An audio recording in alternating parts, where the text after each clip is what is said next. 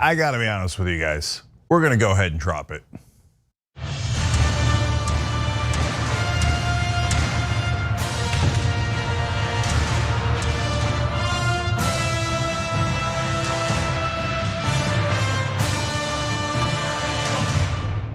All right, power panel.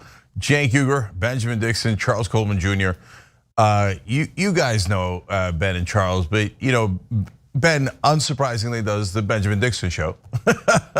And Charles, I love your Twitter profile because you're a former prosecutor, you're a legal analyst, but your Twitter profile just says civil rights guy.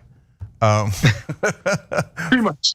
Fair enough. Well, we're going to talk a little bit about that today and some of those stories, and later in the program, what is Foxitis? A defense attorney actually claims that as a defense for what case, and is it real? We'll talk about it. So fun show ahead for you guys. It's great to do it with you too. So let's get started. Ben, you got the news for us. Yeah, so let's start with the fight for $15 an hour. It has taken a strange twist that you wouldn't normally expect from shareholders of a company. But Denny's shareholders, the restaurant Denny's, they're parting ways with the CEO and the National Restaurant Association, calling for the group to stop all of its lobbying efforts against legislation to raise the minimum wage to a living wage. Quote, they said, Denny's shareholders are demanding that the restaurant chain end its membership in the National Restaurant Association, halt all lobbying efforts against legislation to eliminate a sub-minimum wage for tip workers, and start paying all of its workers at least a full minimum wage. Now, for context, sub-minimum wage is what restaurants have been able to get away with paying their tipped employees. For comparison, the federal minimum wage right now is $7.25, but the amount that is the tip workers are getting from their employees is about $2.13 an hour. And if you take in consideration, if a worker doesn't get tipped or doesn't get tipped well in an entire day at Denny's, at the end of their shift, they would not even be able to afford most meals on Denny's menu. The letter that was sent by shareholders to the CEO came after Denny's chief financial officer, Robert Verostek, stated on an earnings call with investors that the gradual increase in the minimum wage not only didn't hurt the company, it appeared to help the company. He said, quote, as they've increased their minimum wage kind of in a tempered pace over that time frame, if you look at that time frame from us, California has outperformed the system. Over that time frame, they had 6 consecutive years of positive guest traffic, not just positive sales, but positive guest traffic as the minimum wage was going up. So in other words, happy workers, happy customers. Or maybe this means that some of Denny's employees themselves could actually afford eating at the restaurant at the end of their shift. But this is an interesting spin, Cenk, on the classic feud between capitalists and labor, capital and labor. While the CEO of the company is aligning with the National Restaurant Association and arguing in a letter to congressional leaders that the following, quote, the federal raise, the Wage Act, which would raise the national minimum wage to $15 an hour by 2025 and eliminate the sub-minimum wage for tipped workers, is the wrong bill at the wrong time for our nation's restaurants. While that was going on, the CFO and shareholders of Denny's are arguing in favor of increases to the minimum wage. They said the following, quote, suggesting that a higher minimum wage encourages increased consumer spending. The letter also noted that during the pandemic, the 5 states with the greatest amount of restaurant closures all allowed a sub-minimum wage for tipped workers. Now, I want to pull a graphic on the screen that just kind of gives you an idea of what the value menu, the quote unquote value menu is at Denny's compared to the $2.13 an hour. Because, as you look at it, you realize that after a full day shift, if these tipped workers are not tipped properly by the consumer, which the restaurant owners are shifting the burden obviously to the consumer instead of them being responsible for paying a living wage, then at the end of the day, there's a lot of people a lot of those workers who could not even eat at Denny's. And so it just makes sense that if you have employees that are satisfied, that can actually live, they provide better service. And so we see a split between the CFO and the CEO on this. But at the end of the day, we understand that the simple truth is this: if you pay your workers, you can have a better performing company. And this is exactly what Denny's is finding out. I'm curious to hear what you all think. Yeah, well, let me start by saying two quick things here. There's two issues here. One is the shareholder revolt, and the other is the actual $15 minimum wage and what is considered the Ford model. Henry Ford had a lot of issues, but he did do one good thing. He said, we should pay our workers enough so they could afford our cars. And that did prove to be a brilliant model. And in this case, Denny should pay their workers enough that they could also have a moon over Miami, and which, by the way, is my favorite. But the shareholder revolt at first intrigued me greatly, and I think that it's an interesting model.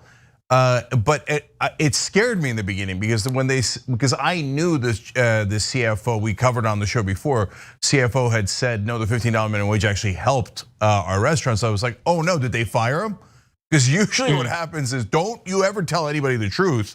We're gonna maximize profit no matter what. And if you're out of line, we'll fire you and we'll find someone who will tell lies instead of the truth, right? In this case, no, it was the good shareholders. So, and I keep it real. Look, these are some groups that some of them are activist groups, but they're actual shareholders and representing shareholders. Interfaith Center on Corporate Responsibility, As You Sow is a different group. Robert F. Kennedy Human Rights Group, and then Adesina Social Capital. So, and mixed in there are, like I said, actual significant shareholders saying, let's do the right thing because it's both the moral thing to do and apparently the profitable thing to do. So which leads to the second point. It wasn't just California. Washington, Oregon, Minnesota, wherever they're doing higher minimum wage, Denny's profits are not going down, they're going up, even though their costs are higher because of the wages. And furthermore, you saw that graphic that Ben read you guys about where they had the most closures. Where they have the lowest wages, they have the worst results. So Charles, there's some chance that at some point, these restaurants, it won't mean that we have less corporate control, but these restaurants might realize the Henry Ford model and go, okay, we'll voluntarily pay people more because it turns out, oh my God, everybody wins.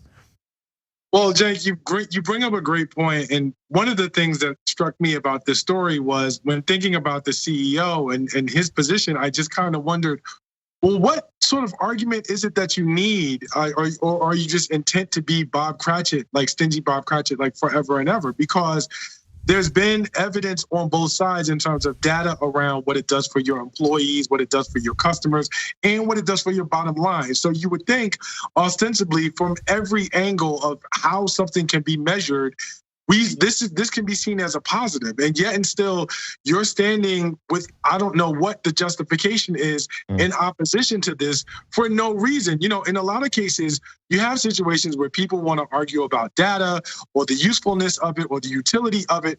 But when you have a situation like this, when there's been evidence that's been put in front of you that's data driven, and that's going to impact your bottom line pretty much from every angle, including employee satisfaction, and you stand in the way of that, the question is, number one, why? And number two, what is the most persuasive argument for you to actually listen to?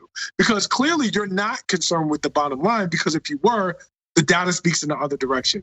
Clearly you're not prioritizing your employee or your customer satisfaction, because again, the data speaks in the opposite direction. So for me, my biggest question is, what exactly are you looking for in order to change or at least reconsider your position? I think one of the things that we're fighting against is just the mass momentum of this narrative that in order for your profits to increase, you have to minimize the cost of labor, right? This is as old as capitalism itself, this thought, and it's been so ingrained in across the globe, but specifically here in the United States. And so I think what we're having to fight back against is just an overabundance of misinformation, because it's just clear this economy would grow more if workers were paid more. I mean, there's just no question about that. And so instead of adopting the Ford model, right? Instead of adopting this sensible model, what they're doing, they are opting on the side of draining their employees for everything they possibly can, paying as little as they possibly can while charging the most they possibly can. Because if you think about it, one of the number one excuses you hear in the propaganda world is that if we increase the minimum wage, it's gonna increase the price of your hamburger. But the price of hamburgers and the price of all of this food has gone up steadily over the years, while the wages clearly have not. Yeah, so I want to build on what you guys are saying. First of all, overwhelming majorities of the American people want the $15 minimum wage.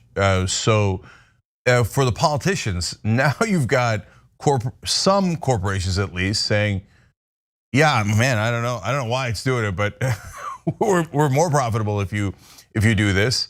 You've got huge majorities of the American people and overwhelming majority of the Democratic Party, and they control every part of Congress and the government, and they still haven't done it. And it's not even close. 8 Democrats voted with the Republicans to say, oh, hell no, we will not raise the minimum wage, and certainly not to $15 an hour. And that's because of why? The National Restaurant Association, among other lobbies, business lobbies like the Chamber of Commerce, because they have not come to the conclusion that Denny's has come to. And why? So Charles asked a good question about that. Because of short-sightedness. So as Ben pointed out, look, they look at it and they go, okay, I'm gonna increase my costs. I don't know what's going to happen with my revenue. So I don't wanna find out. I don't wanna make an investment in my employees. I don't wanna make an investment in the community. I don't wanna make any of those investments. I just wanna keep crushing my employees because I know that it'll keep my costs down. But now here's Denny's saying, but everywhere we have increased those costs, we've increased our revenue by even more and hence our profits by more.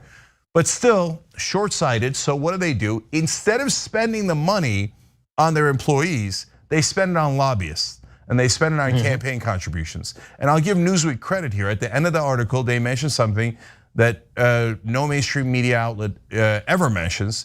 They said after voting no on this bill, Kristen Sinema and Joe Manchin, 2 corporate Democrats, then went to the association, the National Restaurant Association, and raised money and told them, oh yeah, we voted with you guys and we did your bidding, now pay up, and they did. We have legalized bribery in the country and that's what happens. And there's overwhelming evidence of this in every way you can imagine. And Ben is undoubtedly right based on both common sense and the weight of economic evidence. Trickle-down economics doesn't work, it has never worked. Bottom-up economics creates virtuous cycles and the velocity of money, and it does work, but it doesn't just work for the minimum wage workers. It puts pressure on wages to go up for everyone, but it doesn't just work for the workers, it also works for the companies. That is why from 1938 to 1978, when we had real representation and we did not have legalized bribery, we had the greatest, and we had taxes as high as 90%, 91% for the highest bracket. We had the best performing economy in the history of the world. The evidence is in. One last piece of evidence. Amazon. They said, oh my God, we can't do $15 minimum wage. Remember Bernie Sanders and Ro Khanna pressured them into it? And they said, no, it'll kill the company. Hilarious, right? It might for a small company, maybe for a mid-sized company, you might have issues. With Amazon, well, the pressure worked. Amazon moved to $15 minimum wage, and guess what happened? They're still making trillions of dollars. Jeff Bezos is still the world's largest and richest man there is. And it didn't hurt their profits at all. So, guys, I think that there's only one real impediment here, and that's the lobbyists and both the Republican and the Democratic politicians who are willing to listen to them because of the checks that they get. Well, Cenk, I think that's a really good point, because at the end of the day, when you boil it down to dollars and cents, continuing to move in this way doesn't really make sense. It doesn't make common sense. And so then the question does become why, and you're right, after you peel back those layers, that's the only thing that's left. And so I think it does raise questions, and it should raise questions as to what type of involvement the political system is playing in terms of how this conversation is being manipulated and who is playing the game around how they're manipulating this in favor of or against working families in America. And I think that that's a really important point that people aren't seeing at the broader end of this. This is not ideological, right? Like the data is very, very clear. This is not a matter of, oh, well, the business needs to protect itself and protect its profits. Because if that were the case, then as you've already said, we know what direction this conversation would be going in. This is a matter of political wrangling by insiders, by lobbyists, and so on and so forth. And that is at the heart of why this conversation and the narrative continues to be maneuvered and manipulated to keep public sentiment not on the way or on the side of the data, because that's very, very clear in terms of what conclusion we would all draw. Yeah. I think it also speaks to kind of the in the general discourse across the nation, a lot of people kind of they resort to this simple logic of the less I pay a person, the more I can keep. And that level of selfishness that's kind of ingrained in the American psyche also fuels this from the bottom up. And of course, it is like the National Restaurant Association spending, I think it was $2.6 million for lobbying in the last year. Some obscene amount of money that they spent. So it is coming from the top down. But I also think in the conversation and the way that these outlets or media outlets are able to continue this basically at this point propaganda. It's propaganda because it goes against the data. It's also because it plays on the sentiment that's in the minds of a lot of Americans. With that said, I wanted to move. Speaking of food and capitalism, I want to talk about something that's going on in Montgomery County Public Schools in Maryland. It is the largest school district in the state of Maryland. They are under fire for proposing during the middle of a pandemic, a policy that would serve cold food to students who had, quote, lunch debt. The draft policy, which was to be brought before the school board next week, was first proposed in 2019. And it comes from the federal memo, which instructs school food authorities to create a policy for meal debts. I want to read from the Bethesda magazine. The first quote says the following: the proposed MCPS policy says families that do not qualify for federal free and reduced price meal programs, but have lunch debt of more than $35 would get, quote unquote, alternative meals, usually a sandwich rather than a hot meal until the debt is paid. Now, this doesn't include students who are on free and reduced lunches, but it absolutely puts those students who are in the gap. They aren't poor enough to get free and reduced lunches, but they certainly aren't wealthy enough. They don't have enough income, their parents don't, to be able to afford school lunches. And there are quite a few Americans who have firsthand experience with that. And the idea itself of lunch debt is pretty disgusting, but it is something that is persistent across the country. According to the original reporting, Montgomery Public Schools is merely responding to a federal memo. And this is what the federal memo says from the USDA. The purpose of this memorandum is to address the need for school food authorities participating in the Food and Nutrition Service, National School Lunch Program, and School Breakfast Program to institute and clearly communicate a meal charge policy, which would include, if applicable, the availability of alternative meals. And here's the thing, they came under so much fire that they pulled this back and they've decided not to present the policy, but it is still on memorandum from 2016 from the federal government for schools to address the school debt issue. Here's the problem. Again, there are 135 schools in MCPS, according to the reporting, with more than 250 in unpaid meal fees, according to the program's website. 6 schools have more than $10,000 in meal debts. The data showed roughly 8,000 students who owed a total of about $62,320 in September of 2019, compared with nearly 16,000 students owing $365,000 in January of 2020. 75% of school districts, reporting to the School Nutrition Association, had unpaid meal debt ranging from $10 to $500,000. And I don't know if that number, if you average it out across the nation, sounds extremely large to someone in the audience, but just take in consideration the size of our defense budget, $721 billion a year that is spent on war. So we literally have the case, Cenk and Charles, of we have money for guns, but not butter, to use a classic economic comparison. And so they're under fire, Cenk. my question really is this memo has been on the books, and instead of us addressing it from the federal level, and instead of us using just the smallest amount of money to address this so that meals can be free at school in the first place, they are instituting, or they're trying to institute, these policies across the country to give students cold meals instead of hot food. Yeah, I'm a little mixed on this, and you might be surprised by that, but I'm trying to figure out how to do this right, because I want everybody to be clear. The people who qualify for free lunches, or the kids, are still getting them, so that's good, right? And so this is for the folks who do not qualify, but are not paying. Now, there's very good reasons why people can't pay sometimes, especially during the COVID emergency, and people run out of money, they lose their jobs, on and on and on. But it's gone up from 8,000 to 16,000 folks in a short period of time, and this is just in one county. I feel like instead of saying some people get to not pay, some people have to pay, and some people are in the middle, we should have some sort of holistic policy. And I don't think this is it. But I can see some people's frustrations at, hey, wait, if they don't have to pay, why do I have to pay if I'm right next to them in the economic ladder?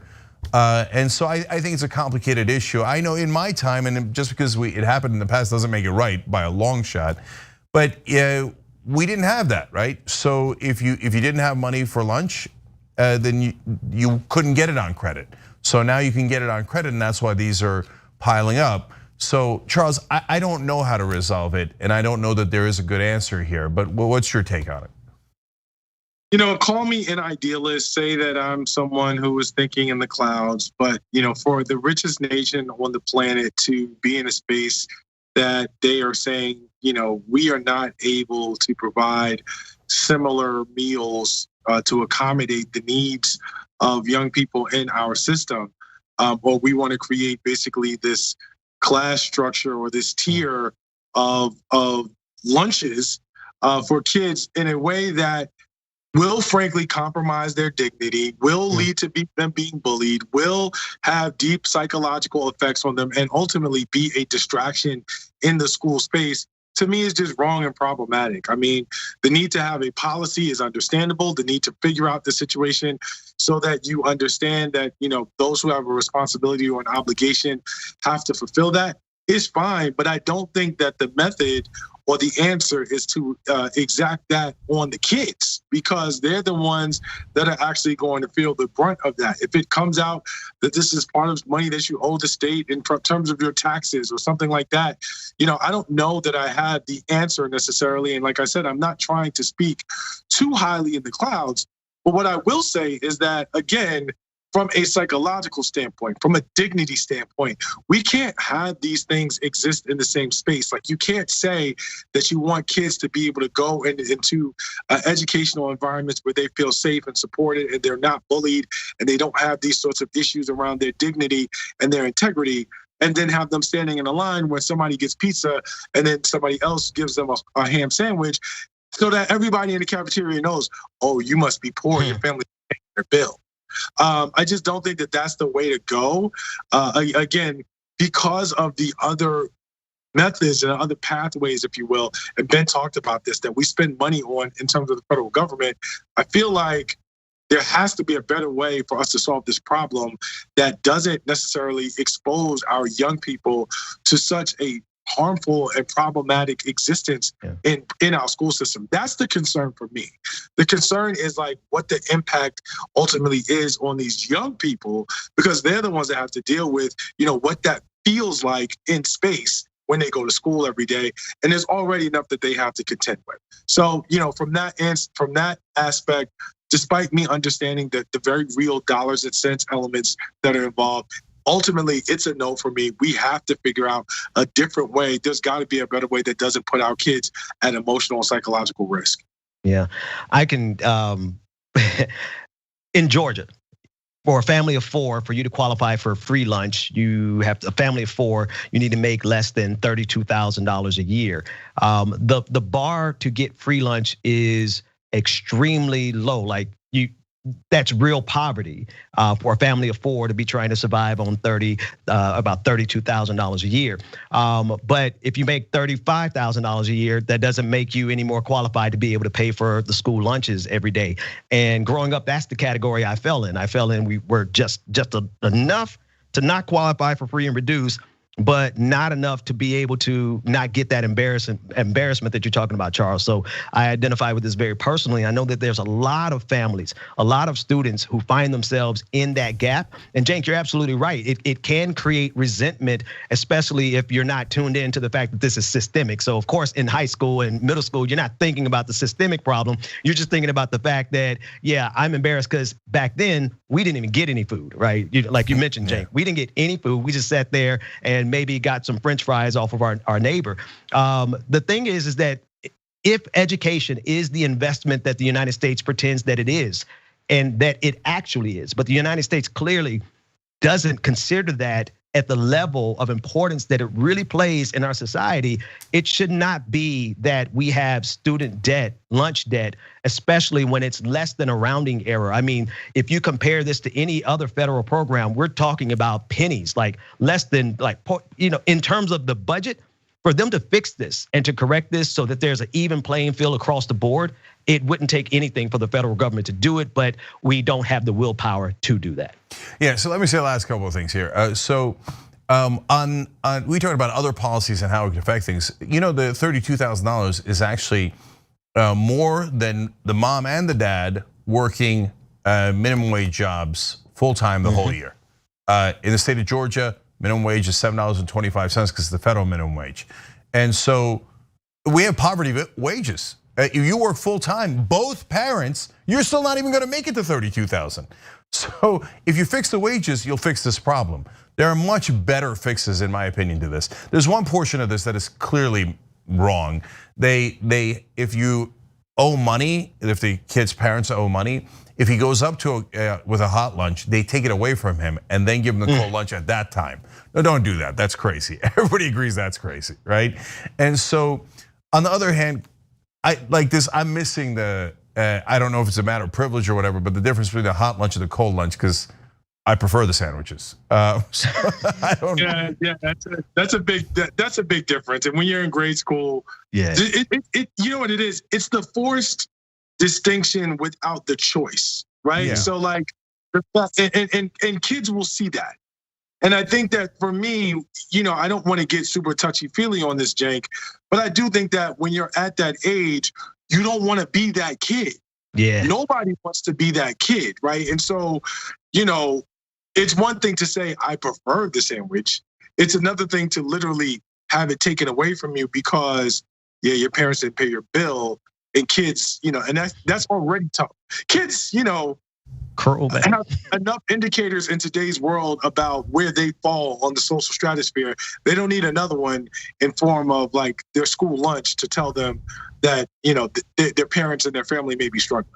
Yeah, 100%. Yeah, go ahead, Ben. Jake, real quick before we go to break, I just have that sensation of being in a store and waiting to see if your debit card goes through.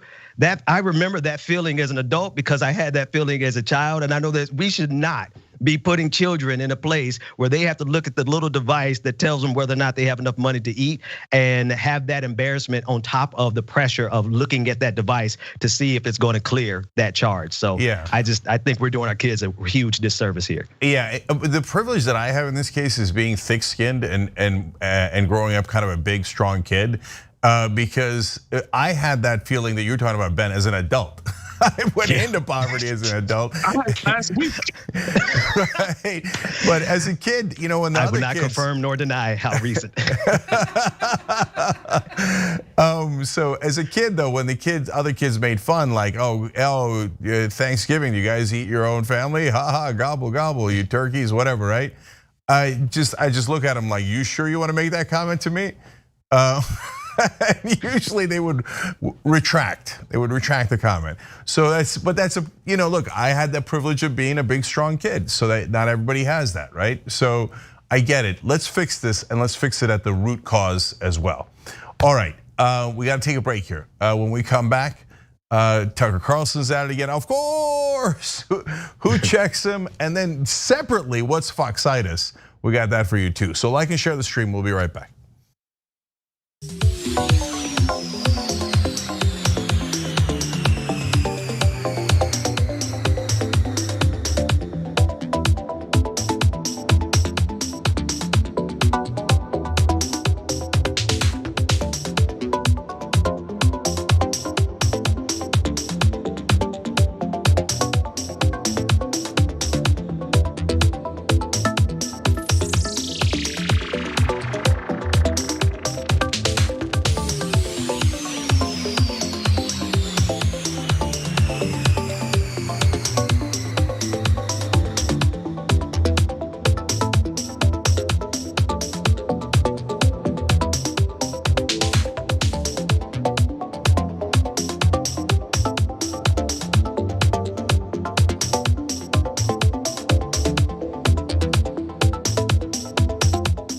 All right, I got some programming notes for you guys, which and a lot of which I'm surprised by. So I'll just tell you that right now. On Twitch over the weekend, we got Common Room. That's tonight at 9 o'clock Eastern. Why am I surprised by that? Well, Brett Brooke, Adiana Vega, and Jordan Euler are all going to be on. That's not the surprising part. They're all going to be wearing onesies. I did not approve this, and so I don't know how that's going to play out. There's only one way to find out though. It's at 9 o'clock Eastern, twitch.tv/TYT. Over the weekend, we also have Sunday Stream on Twitch, and that's of course hosted by Brett. And that is at 6 o'clock Eastern on Sunday, hence the title Sunday Stream. And there's another thing that I am surprised by. Surprise guest on Old School on Monday. Surprise to me too until I just saw it. Anna Kasparian, what is this? All right, so Anna and I on Old School, that ought to be interesting. So check that out. That's live now to everybody, 10 o'clock Eastern. Everybody can check out the first episode, 45 minutes, freely available. Second episode, another 45 minutes. That's just for the members. So tyt.com/join, and that's at the premium level on YouTube. If you hit that join button below. All right. Speaking of our members, let's go to the member section. Too Strong for Democrats writes in.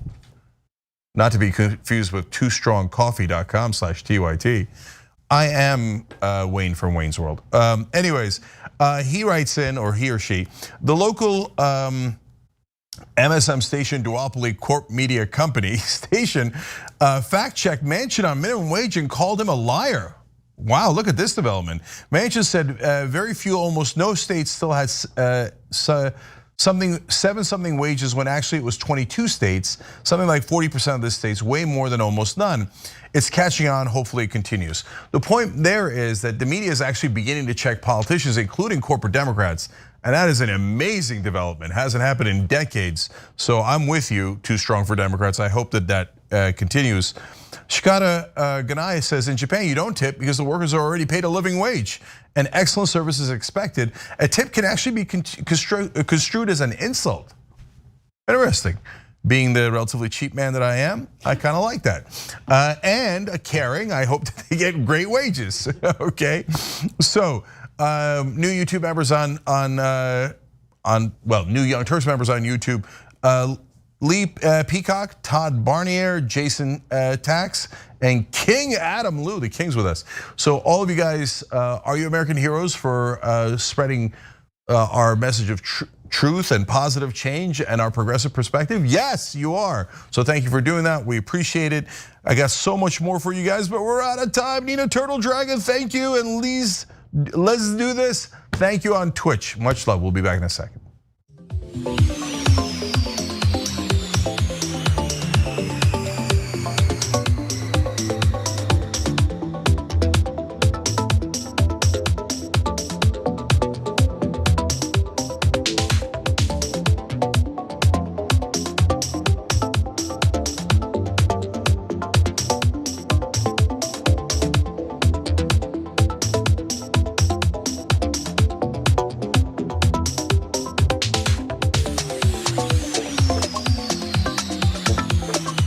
All right, back in the Young Turks, Cenk, Ben, and Charles with you guys. gonna read one comment here from YouTube Super Chat. We love that you guys use that, we appreciate it. Mohit Baki wrote in, is it weird that I listen to TYT on YouTube TV on my TV, also on the YouTube app, on the phone, and on my laptop? I guess. That's what Mohit says, but I don't think so. I don't think that's weird. I think that's kind of awesome. Listen and watch wherever you can. All right, Ben's got more news for us. So let's start with Tucker Carlson. He is obviously one of the loudest voices in the conversation across the nation, particularly as it pertains to COVID-19. He had a segment on Wednesday night that went one step further than he normally goes, pointing out that he believes, according to some information that he found, that the vaccine is actually potentially dangerous. Let's take a listen in. So the question is, how do those numbers compare to the apparent death rate from the coronavirus vaccines now being distributed across the country? That's worth knowing. So we checked today, and here's the answer. And these numbers come from the same set of government numbers that we just read to you from. Here they are. Between late December of 2020 and last month, a total of 3,362 people apparently died after getting the COVID vaccine in the United States. 3,362. That's an average of roughly 30 people every day. So what does that add up to? By the way, that reporting period ended on April 23, and we don't have numbers past that, not quite up to date. But we can assume that another 360 people at that rate have died in the 12 days since. So you put it all together, and that is a total of 3,722 deaths. That's almost 4,000 people who died after getting the COVID vaccines. The actual number is almost certainly higher than that, perhaps vastly higher than that. The data we just cited come from the Vaccine Adverse Events Reporting System, VAERS. VAERS is managed by the CDC and the FDA. Now, Tucker just inserted perhaps the most dangerous anti-vaccination message possible, that you could potentially take the vaccine and die, but he inserted it into the mainstream conversation. This message literally parrots a Facebook post from February 9th that used the same source, VAERS, to say that, quote, death reports in federal database show the fatal risk of COVID-19 vaccine, which was shown to be false by PolitiFact. Now, he inserted that conversation almost as an appeal to authority, saying that particularly, and that's what makes it particularly nefarious, because it gives the millions of people who listen to him every night, it gives them the belief that the numbers that he is sharing is actually scientific data versus just self-reporting. It is not scientific data. But the lie is so big and has reached so many people because Tucker Carlson, it is so big that Twitter.com had to post at the top of their page today this information, fact-checking the VAERS information. And this is what it said, quote, the VAERS system are open to anyone and are intended to provide an early warning for any previously unknown effects of COVID-19 vaccines, according to PolitiFact and FullFact. Adverse effects and deaths reported on these systems are not necessarily caused by COVID-19 vaccines and may be unrelated coincidences, according to the CDC.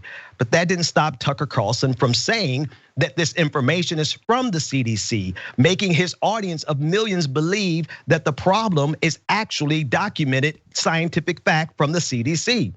Now, this fact checking was regarding the anti-vax Facebook post posted by some random Facebook user that went viral. And now Tucker Carlson is essentially inserting a Facebook post logic into the national conversation to his 3.4 million listeners every night.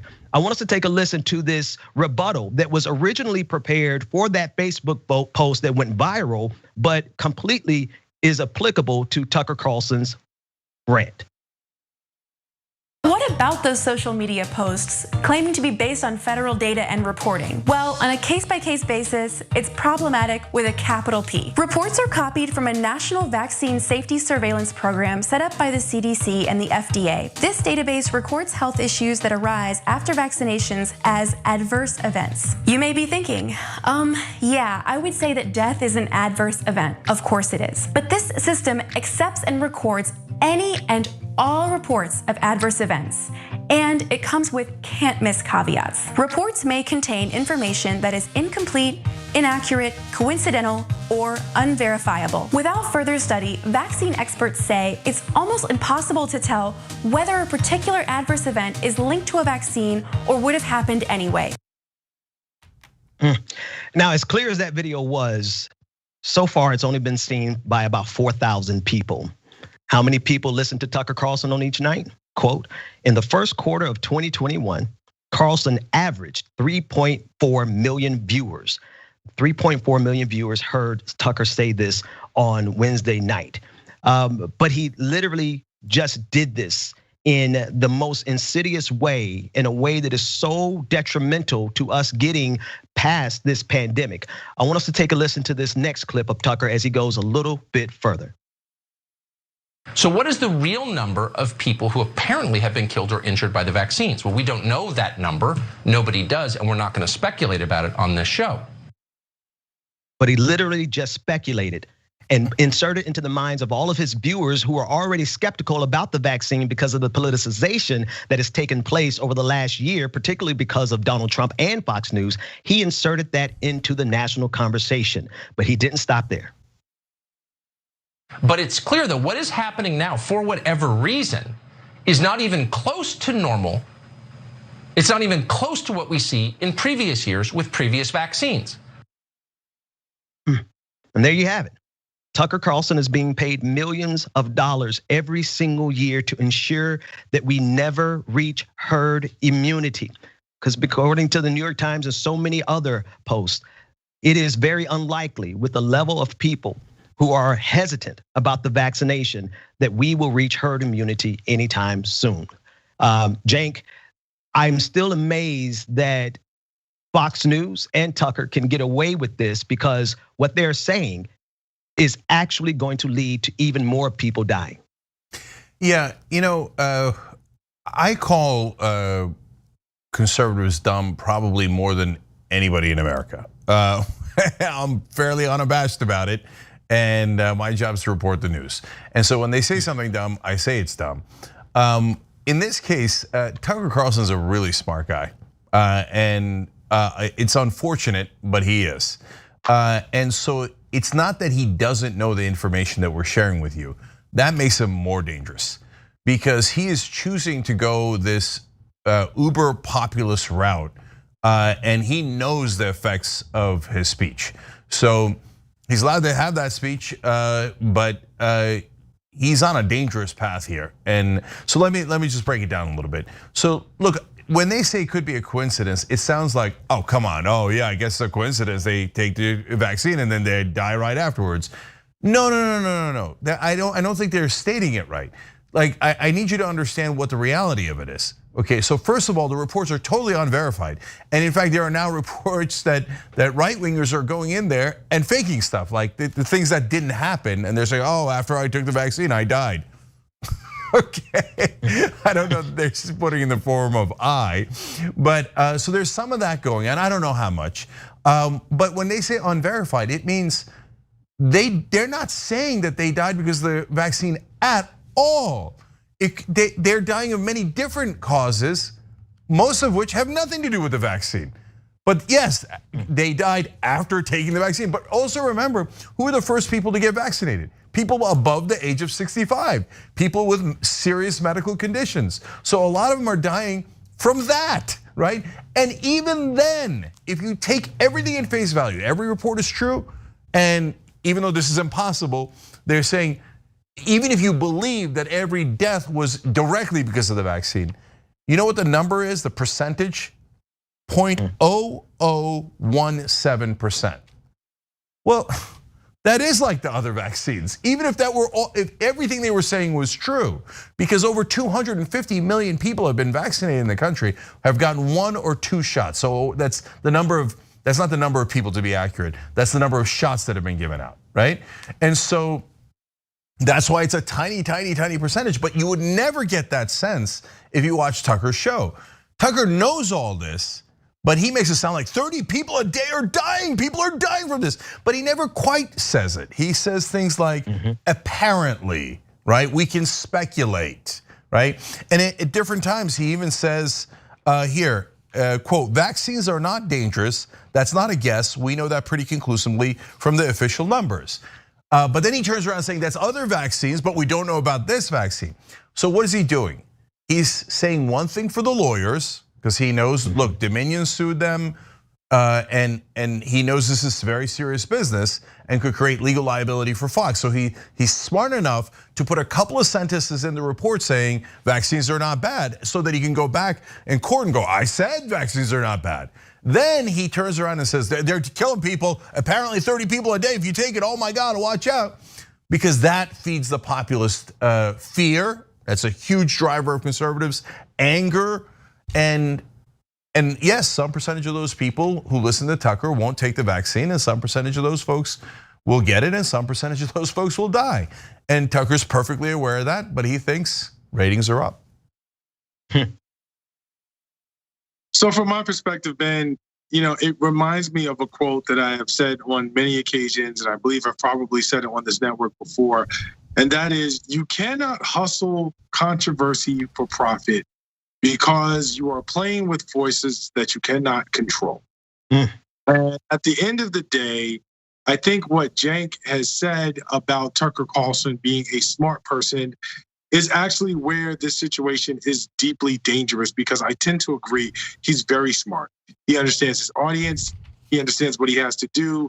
And to an extent, for me as a lawyer, when I listen to Tucker Carlson talk, I think about what it is to do a summation. Because when you're doing a summation, what you want to do is you want to present your opinion and your arguments to the jury almost as if they are fact. And so every now and again, but you can't make yourself the fact finder. You have to make it clear that you're making an argument. So every now and again, you'll say stuff like, I suggest, or I surmise, or, I charge, to make it clear that these are opinions that are coming from you, not facts that the jury is supposed to ingest or take as such.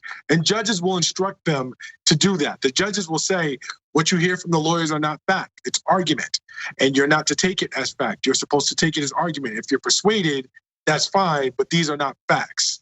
The problem is, there's no judge sitting in front of the TV or in the corner at Fox News when Tucker Carlson goes on his rants, and the way that he sort of cleverly, and I'm using that word extremely loosely, interweaves these sort of numbers and this data. It's kind of like this confusion game where it sounds very official. It sounds very, very much so as though he is giving them hard and fast data and information, because he's giving them numbers and he's giving them statistics and all the above, when in reality, all he has done is taken an opinion and sort of loosely cherry picked what numbers he can make work in order to support his argument.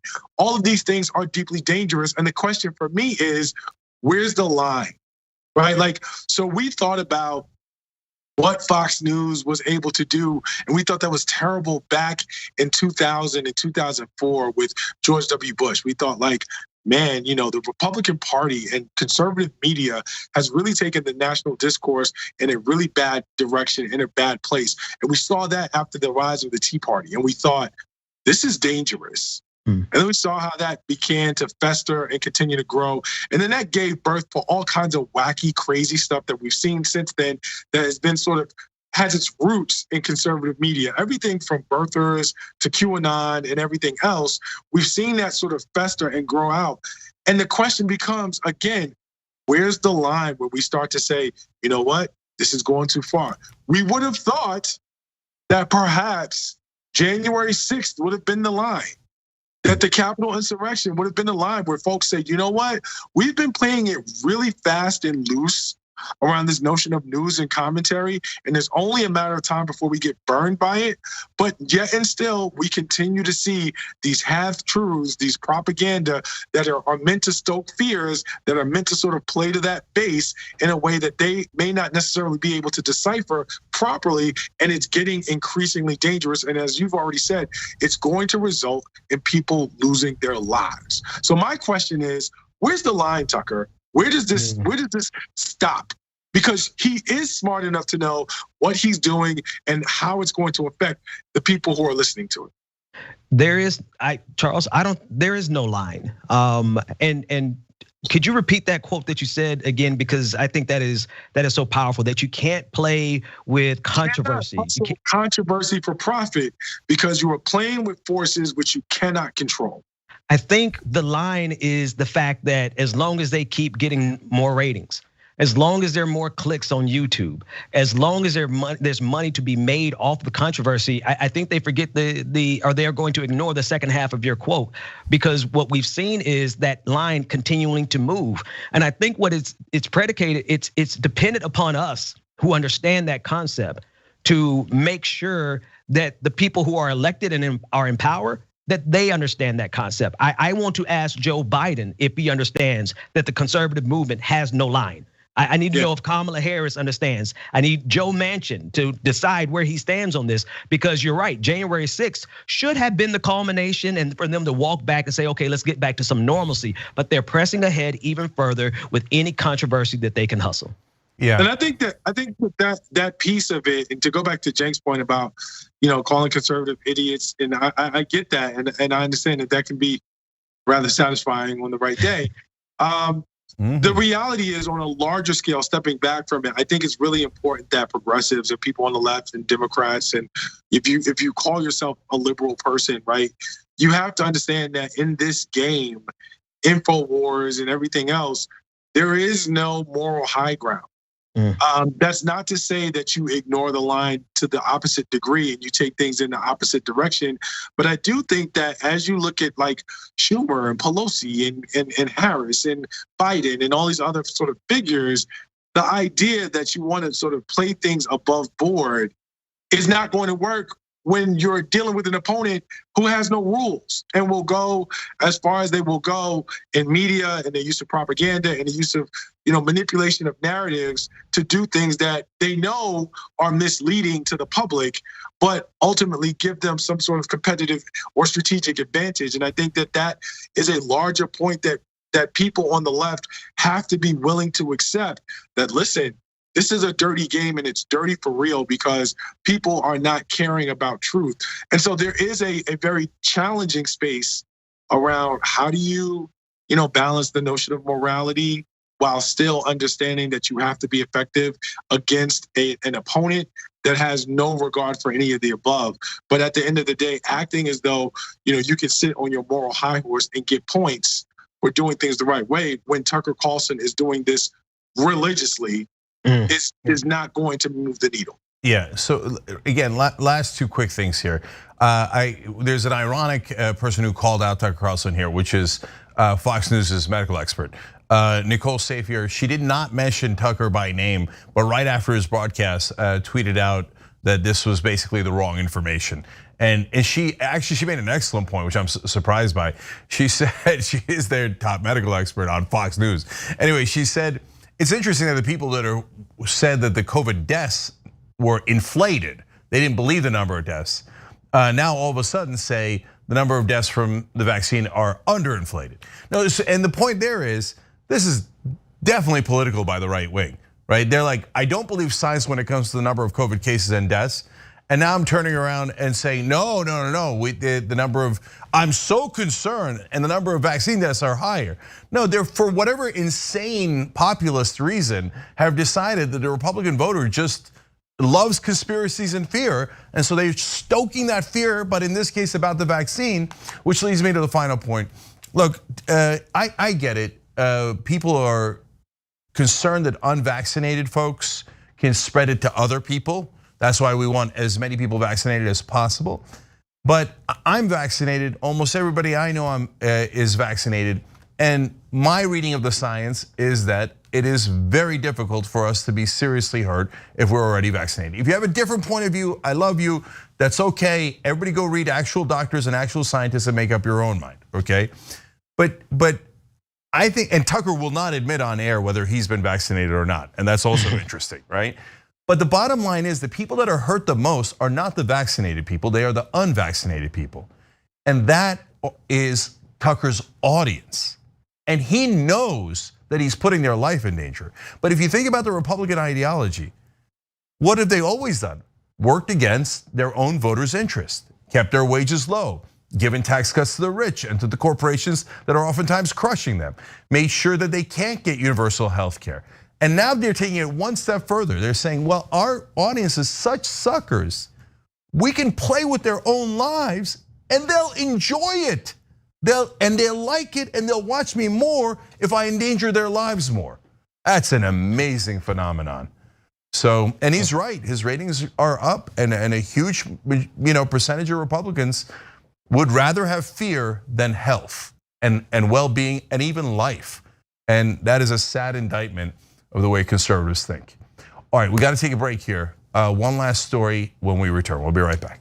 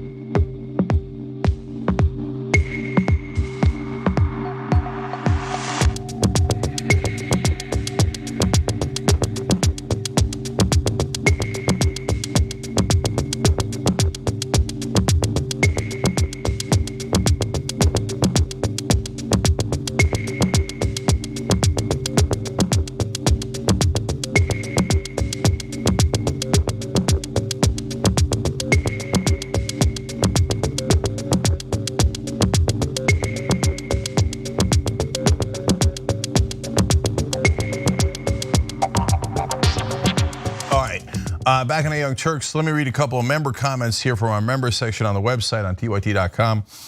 Rain of Bastet writes in all seriousness, why is Schmucker trying to kill off his own? At first I thought you meant that was a combination of Tucker and Schumer. But no, he just means Tucker. Okay, I didn't realize he was a true anti-vaxxer. If he tells his people to not get the vaccine, then a lot may die. He'll lose the #1 spot on TV. No, it's an interesting point, and the one that I was mentioning at the end there. I think the reason that they're doing it is because fear sells so well for conservatives. It's the #1 thing that triggers the conservative mind. So as long as you pump them full of fear, no matter what it is, it'll work. And although there was that incredible irony of Donald Trump saying, don't worry about the worst pandemic of our lives, it'll magically disappear. They're amazing, folks, but the only thing that is consistent is whatever the facts are, they don't give a damn about them. So Effectos writes in, Tucker, I want to go back to normal. Also Tucker, don't take the vaccine, that'll let us go back to normal. Very true. Tatiana in Japan writes in, wasn't Tucker one of those pushing to call it the Trump vaccine? Now he claims it's killing people. And that's talking out of both sides of your mouth. Trump perfected that art. Tucker does it every night. We mentioned it there. It's like, vaccines are great, but now let me tell you how it's killing you and you shouldn't take them. And so yes, they're saying at the same time, Biden is not being bipartisan enough. He's outrageous for not giving Trump all the credit on the vaccine. Plus the vaccine will kill you and don't take it. But they say, and part of the reason is because, and politicians do this a lot, and honestly, not on deadly issues like this, but on a lot of political issues, Obama used to do it too, which is you tell people both things at the same time, and then people believe whatever they want to hear, right? So the example I always use is Obama during the Egyptian revolution said, we stand by our great ally Hosni Mubarak and we support the democracy movement against him. Wait, what? Everybody heard what they wanted to hear. Same thing on Tucker and Trump. Gabby Marita writes in, can we start spreading random lies about Tucker Carlson, but asserting they're actually facts? Like, I posit that Tucker Carlson once got into a slap fight with a donkey that lasted 6 days and he lost after crapping his pants when a passing a Mexican family laughed at him. Okay, no, we cannot do that.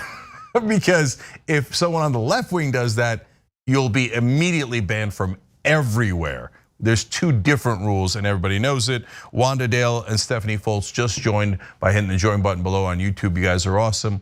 We got another fun story for you guys, so we'll be right back.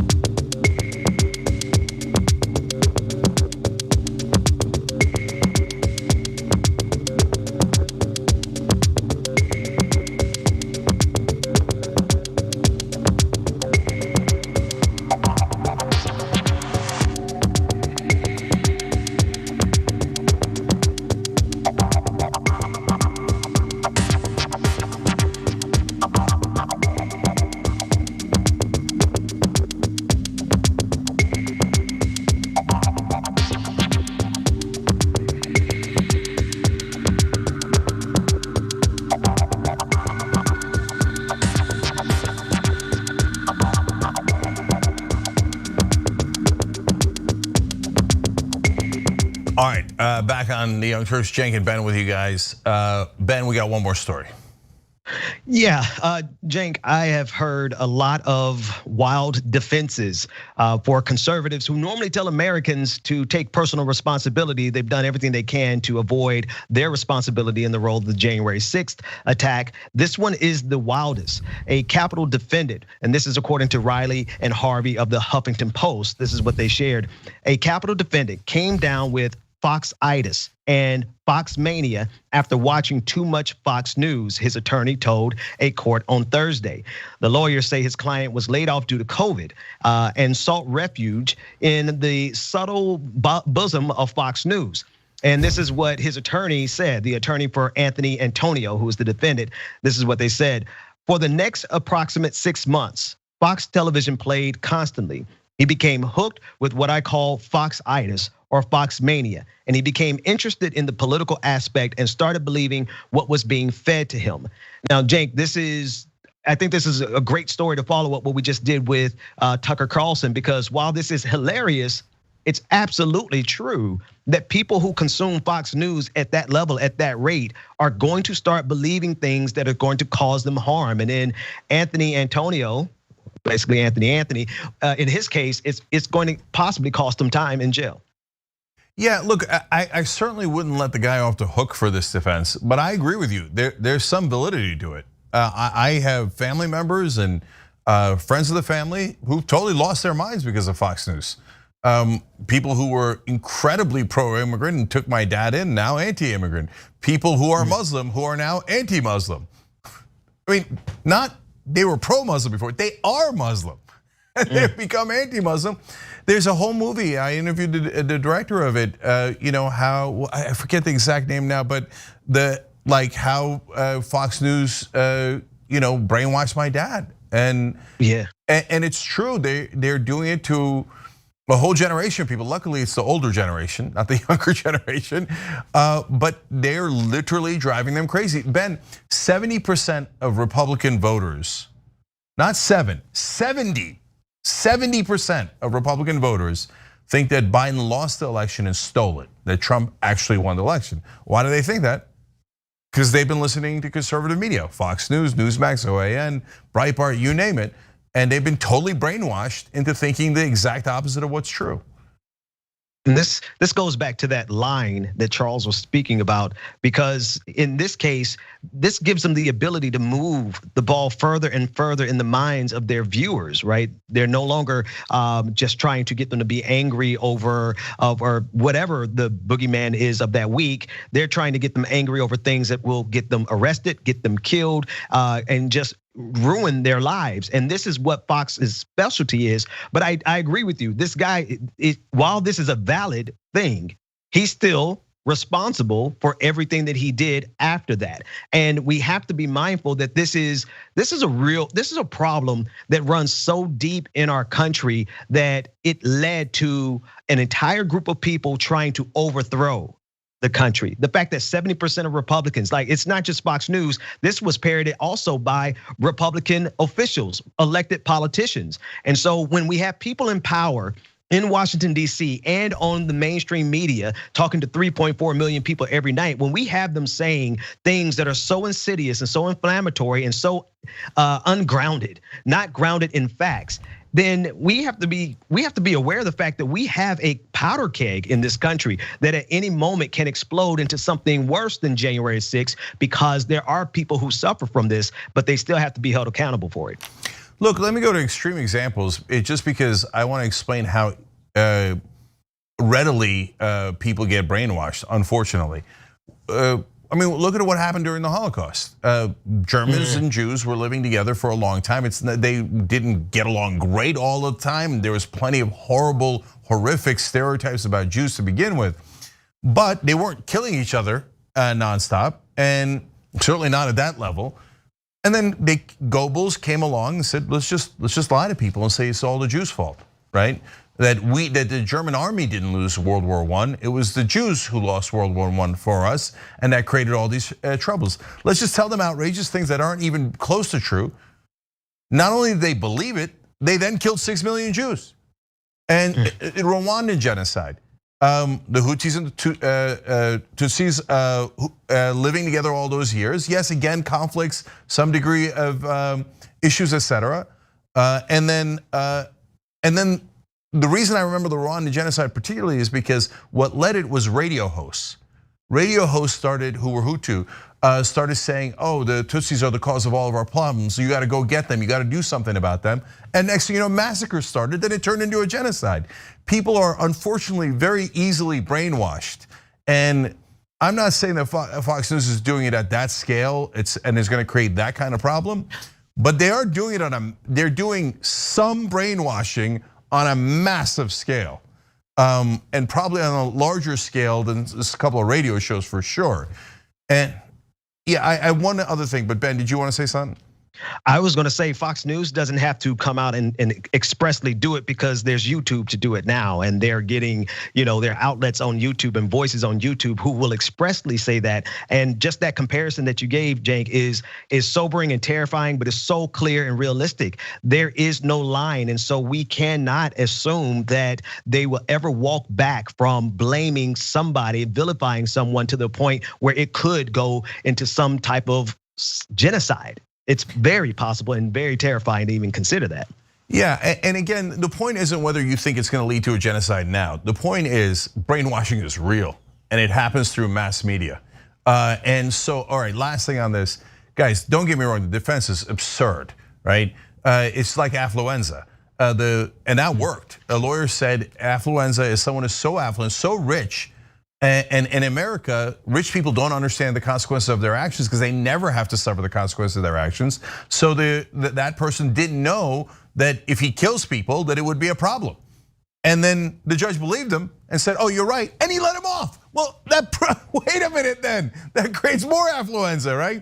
So if you say, yeah, Fox is so insane and anybody who listens to them by definition becomes insane, hence they're not guilty of any crimes, well, then that's ironic. If you watch Fox News, you're free to go. No. You take what conservatives used to believe in, personal responsibility. You're going to prison for your crimes. And yes, Fox News brainwashes people, but that's a separate problem. All right, we gotta go. We're really late. Ben, thank you. Everybody check out the Benjamin Dixon Show. Really appreciate it. And when we come back, we drop it again. And by the way, we got a liberal redneck. What does that mean? Drums. Find out when we come back.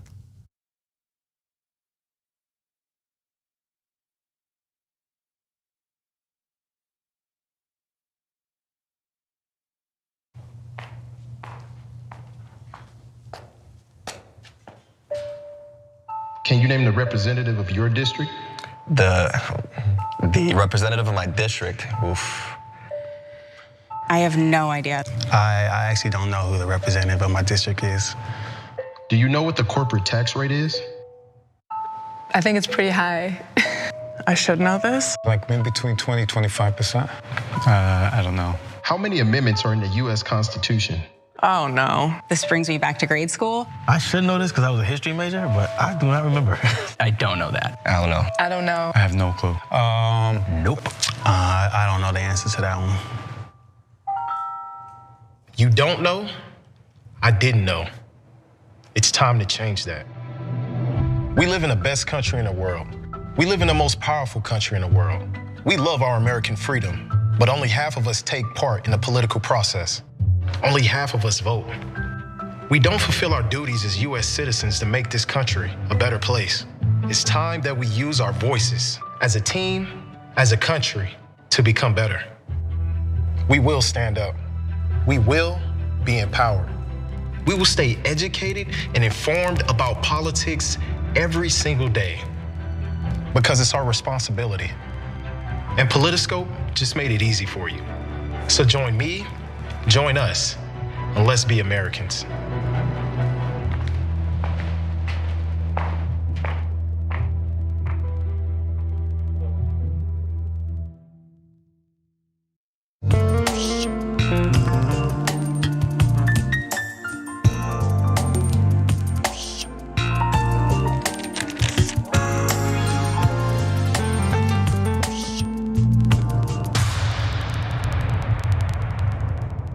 How in the world get the right to vote if you don't already have the right to vote? That's impossible. Reason they tell you things are impossible is because they don't want you to try. It only took 7 years for that to get an amendment to get a right to vote. Does this result in millions upon millions of Americans losing their coverage? And we've been waiting to find out, and now we know, yes, it will cut millions. Public education was supposed to be the way to equalize everyone regardless of their socioeconomic status. But if you come from a family that's poor, how are you going to afford grade school for your kids? This fight is about fairness and morality. It's about the American values. You think that black people all across the country, in every city, were all lying when they said the police abuse us and the police kill us when they should? No, of course they weren't lying. Yes, it does happen. Yes, they do get targeted more. Why are we going to put immigrants in prison for 5 years, which American taxpayers have to pay for, if we're so concerned with immigrants using up our so-called resources? We're gonna do both. We're gonna fight Trump and we're gonna fight the establishment. It's not that hard. Yes, you can do both at the same time. Go tell them.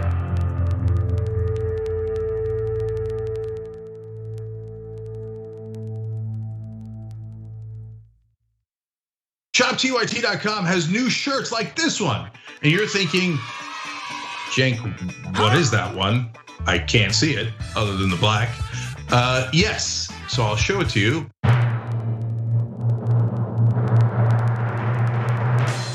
If you can read this, you're not practicing social distancing. Yes! Now, you were practicing social distancing. This is over video. But overall, you get it. ShopTYT.com.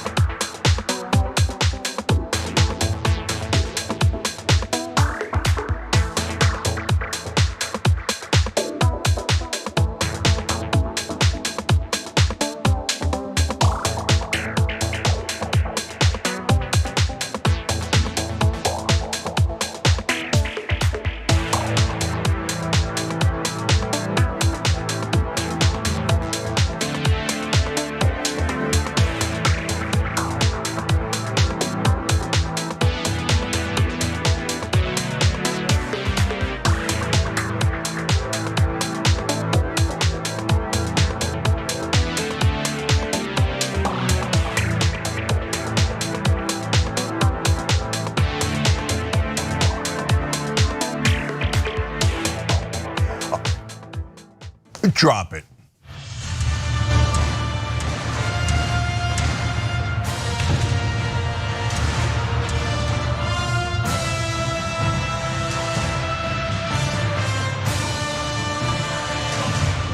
All right, if you're wondering what happened there, I do a lot of different drop-its. No, I almost forgot, that's what happened. All right, Cenk Uygur, J.R. Jackson. And look at this, Trey Crowder's back. So Trey is a writer and comedian. He's famous for his Liberal Redneck series. And so Trey, by the way, where can folks find your program? Well, right now, as long as it's still not cool to, do jokes live in front of big groups of people, you can find me just on the various socials under my name, TRAE Crowder, Twitter, YouTube, all that. I've got a political podcast called Weekly Skews that you can get wherever you get your podcast at. But yeah, just put in my name and go from there. All right, sounds good. And I like that Southern accent that you're pretending to have. It's really well done. I get that all the time. It's like, yes, I want people to think that I hate math. That's what I'm going for. Okay, I'm gonna read one comment before JR does the news. Adil Miranda wrote in on YouTube Super Chat.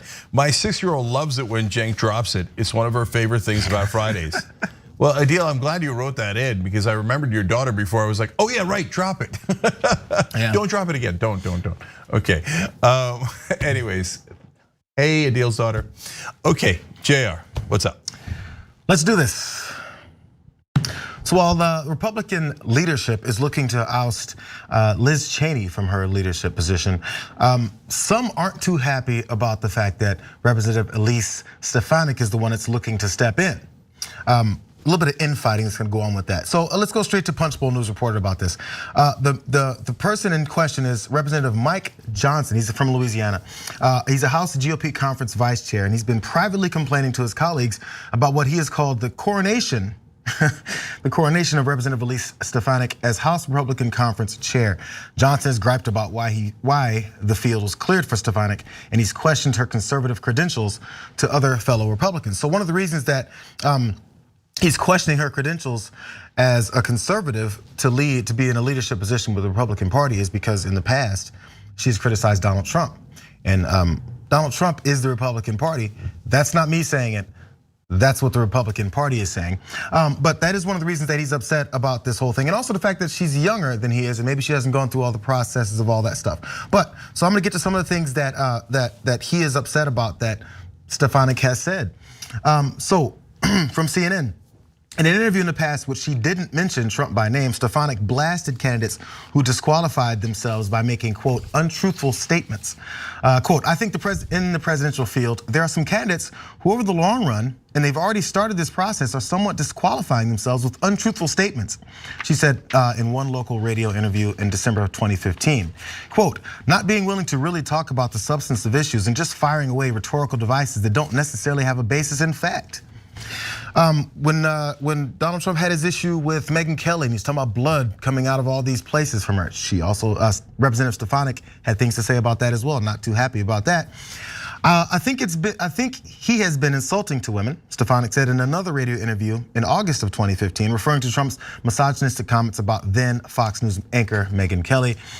I think this may be Mr. Trump's peak moment, is what she said. And I think we're going to see his numbers change and decline over the coming weeks and months as other candidates have an opportunity to share their vision for the future of the country.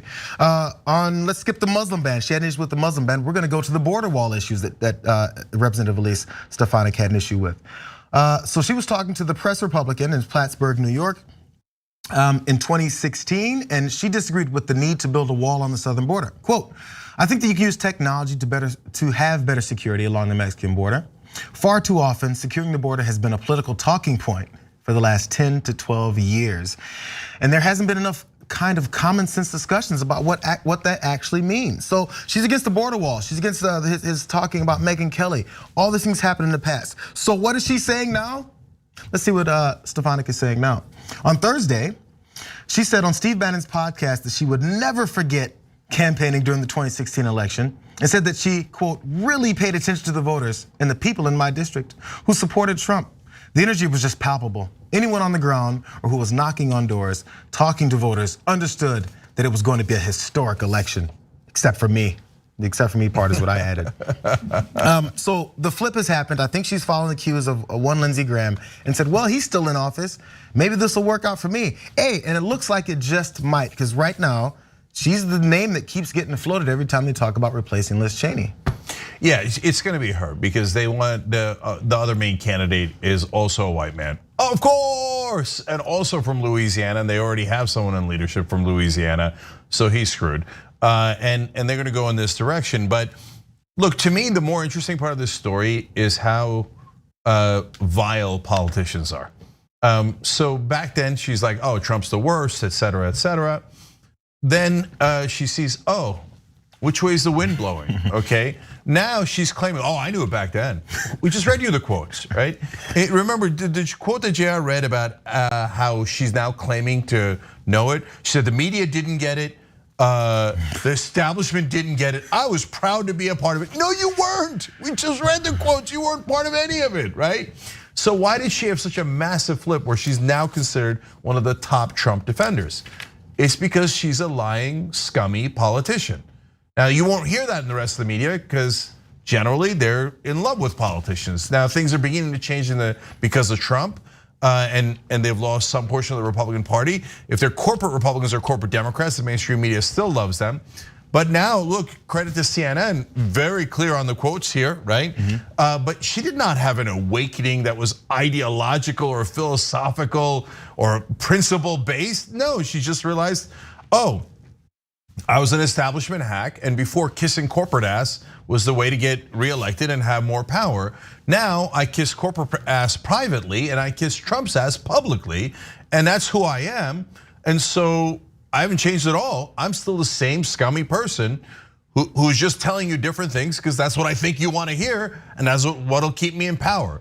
I've got more on that from Lindsey Graham and Ted Cruz in a second, but Trey, what do you think? I mean, yeah, I'm with you, Cenk. I mean, totally unbelievable, right? You mean to tell me that a present-day Republican has walked back some previous indications of sanity in an effort to ingratiate herself to the God Emperor? No, that doesn't sound right at all. I mean, yeah, it's very much par for the course, and I think she'll weather this storm because y'all mentioned Lindsey Graham, but also Ted Cruz. Like, there's precedent for the idea that you could have talked back to Trump in the past, but as long as today you're willing to bend the knee and lick the Cheeto dust from the ring and everything, you will be allowed to continue existing. So, I think she's correctly read the winds on that one, and I'm sure she'll get where she's trying to go. But yeah, it's just the way it goes. This seems to be a proud moment for a lot of politicians. This is the way that they operate. It's almost as if she didn't do it this way, people might look at her sideways like, I thought you wanted to be in the House. I thought you wanted to move up in power. I thought you wanted to have leadership positions. You can't be a leader, and they said it's about Liz Cheney. You can't be a leader if you're out here thinking for yourself. I'm telling you, they said this. No, it's 100%. 100%. It's amazing. So the Republican voters are demanding incredible weakness from their politicians. You must serve the one guy that makes no sense. If you don't do it, we'll basically end your political career. That's what they're doing to Liz Cheney. The reason we're having this election is because they're kicking Liz Cheney out of being in that leadership position in the House because she dared to say things that are true about Donald Trump. But forget whether you think it's true or not. Like, she is an independent voice in this particular case, stating her actual opinions. And Republicans who ran their entire convention on and still mainly talk about freedom of speech are collectively shouting at her, shut up. Okay, you, Elise, you don't have any real opinions. You're obviously a weak, pathetic politician. You come in, you take her place. We prefer that. So speaking of weak, pathetic politicians, let me go to what Trey was referring to. Ted Cruz back in 2016 said about Trump, this man is a pathological liar. He also called him a rat and a train wreck. Oof. Now, of course, as you know, sad Ted sits and licks that same Cheeto dust off of wherever Trump has it. And that's who Ted Cruz is, one of the saddest, most pathetic beta men you've ever seen. Only to be outdone, of course, by the legendary Lindsey Graham. I mean, you gotta hand it to Graham. I think he takes the politician of my lifetime for the person with the least moral core, okay? So there is nothing that he won't suck up to. And he said it too. Yeah. He said, Trump has power. JR talks about this all the time. Lindsey Graham said, and I need access to that power. So now what did Lindsey Graham say about Trump back in 2016, in 2015? He called him a wrecking ball. He said Donald Trump's plan on immigration is stupid. I find him offensive. His solution is just constitutionally flawed. He said he'd be an utter, complete, and total disaster. He would do irreparable damage to the party, which might turn out to be true. He says, these are all quotes from Lindsey Graham about Donald Trump back then, and back then it's not 20 years ago, okay? So you know how you make America great again? Tell Donald Trump to go to hell. He's a race-baiting, xenophobic, religious bigot. He doesn't represent my party. But here's a quote I hadn't even seen before. ISIL is the same word as ISIS. It's just a different way of saying ISIS. So I'll put in ISIS there because he said ISIL, okay? He's the ISIS man of the year. Holy cow, Lindsey Graham said Donald Trump was ISIS's man of the year. And now he's like, if you don't support Donald Trump, I can't help you. Donald Trump's the greatest. Donald, where do you want me to kiss? Republican politicians, enjoy your beta, people. Yeah, but he also, Lindsey Graham, like in March, and you referenced one of these comments before, but even as recently as March, while saying we have to go forward with Donald Trump, we have no choice, he also said, but he could destroy us. That also is a thing that could happen. So it's like Lindsey Graham kind of illuminates the sort of like existential dilemma I think the Republicans are in right now, where they're like, listen, we have to appease Trump's mayonnaise brigade, right? Or else we're never gonna win another race. Also, they might murder us in our offices. That could also happen. So we need to placate these people. But holy crap, they might murder us in our offices, guys. Like, this is not a good situation to be in. And I feel like they're just white knuckling this whole thing. And they've backed themselves into a, racist, xenophobic corner by propagating the type of rhetoric for years that led directly to Donald Trump in the first place. So, they're just reaping what they sow. And I don't want to jinx anything, but I mean, I'm kind of into it so far, watching them flail like this. I don't mind it. Well, look, I say a couple of things about it. Okay, first off, back to Lindsey Graham for a second. This is so much fun. You mentioned January 6th and how they might, almost got murdered in their office, and they knew that. That's why Lindsey Graham that day gave a speech saying, "I'm out." A couple of days later, he's like, "I'm back in." And to be fair to Lindsey Graham, that has been the story of his career: in and out, in and out, in and out. But look, the good part of this is we get to have good laugh over how silly and pathetic Lindsey Graham and Ted Cruz and Elise Stefanik and almost all the Republican politicians are, and get to go, ha ha, you weaklings, you cowards. It's so obvious what cowards you are, right? All of them. On the other hand, they're on the populist route, and the establishment sucks, and the whole country hates them. And if the only people going populist is the right wing, there is some chance they could win enough independents to get power one more time. If they get power one more time at the executive level, this country might be toast. These guys are absolute fascists. I mean, look, they did the violence. Trump said about the violence that they were just hugging and kissing the police and that there was no threat at all. So that he's never apologized. You think he won't go back in that direction? He will. And you think all these cowards won't go back to being cowards? Of course they will. Of course they already are. But since I'm well known as the fairest man in America, totally, I will be slightly fair here, but only slightly, to Graham, Cruz, and Stefanik. To be fair to them, what they really realize at their core, and that's what Stefanik's quote indicates, is it turns out our voters are Trump. And the real bad guy isn't Trump, it's our voters. The reason they picked Trump out of 17 people is because they love that crap he was saying. And but this is the part nobody says. The reason Trump said all that stuff in the first place is because he's a con man, and he realized that's what Republican voters wanted to hear. And that's why he gave him that hate in the first place. There's plenty of Sorry, go ahead. I couldn't agree more with all of that. Like you said, they can't be the only ones being populist. I mean, I'm from the deep rural South, the factory town. The factory left in the 90s. Everything went to crap. And that actually was a blue county in every general election up until 2008. Don't know what that was about. But still, there was like Democratic precedence there. And then in 2016, my home county went for Trump at a literal like record rate when it happened on Super Tuesday. Because like you said, he realized what these people wanted to hear, and gave it to them. And that doesn't mean that the Democrats need to be xenophobic and all that, but they could at least pretend to care about poor people a little more than they do, and put that message out there. That's seems obvious to me, but I don't know. That's because you don't live in Washington. It is absolutely obvious. Right. But not a single Democrat in Washington has caught on to that. Well, I'm glad we talked about Lindsey Graham here, because after this break, we're gonna find out that he's still fighting with someone else within the Republican Party. It's crazy, and it's getting a little bit overboard, because I mean, they're on polar opposites. These two are on polar opposites about the influence of Donald Trump in the party. When we come back after this, we'll get into all that. It's gonna be fun.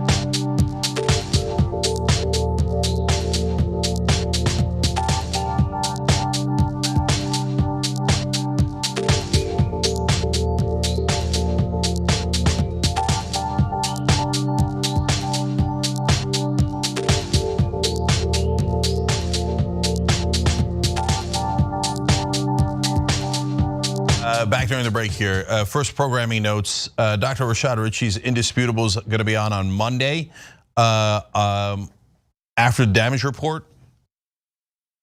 So make sure you're checking that out. Twitch.tv/TYT. So watch Damage Report, then watch Indisputable. That's Mondays at 2:15 p.m. Eastern, okay? And then this weekend we got Common Room tonight at 9 o'clock. I'm sorry, 6 o'clock Eastern. And then you got the Sunday stream. Man, I screwed that up. No, Common Room is tonight at 9 o'clock. You're never gonna remember any of these.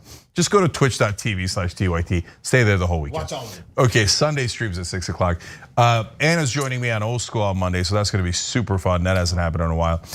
New YouTube member, David Knudsen. David, you're awesome. Thank you for joining. Hit the join button below. Detroit Microsound on YouTube Super Chat says, Trey should be a regular TYT contributor. I've been asking to get Trey on here for a few months. He'll be another important voice on TYT, in my humble opinion.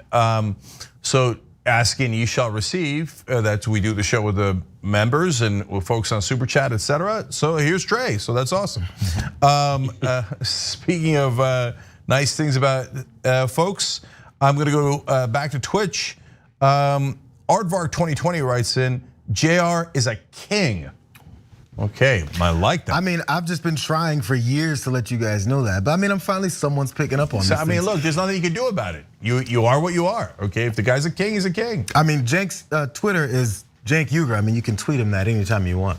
Yeah, well, that seems fair. Anyway, but he continues. There's no way I'd look as cool on a scooter or putting on makeup, but I'm still a hero to me.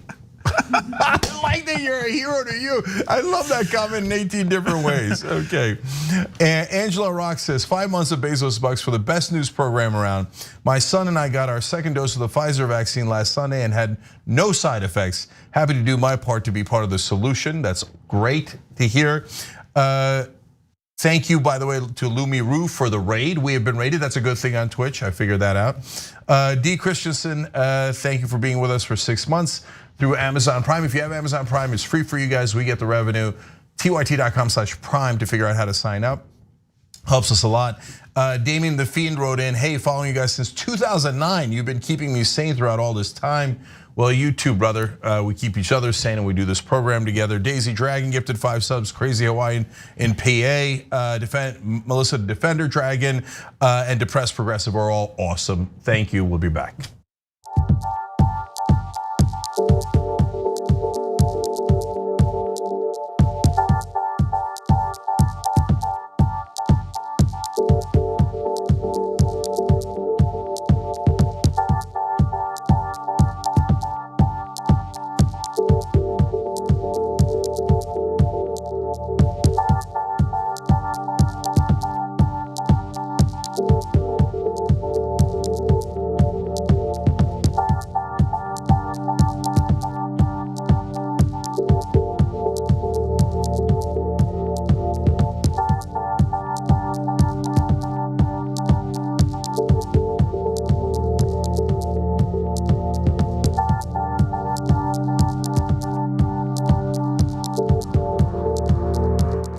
All right, back on the Young Turks, Cenk, JR, and Trey with you guys. JR's got more news. Let's do it.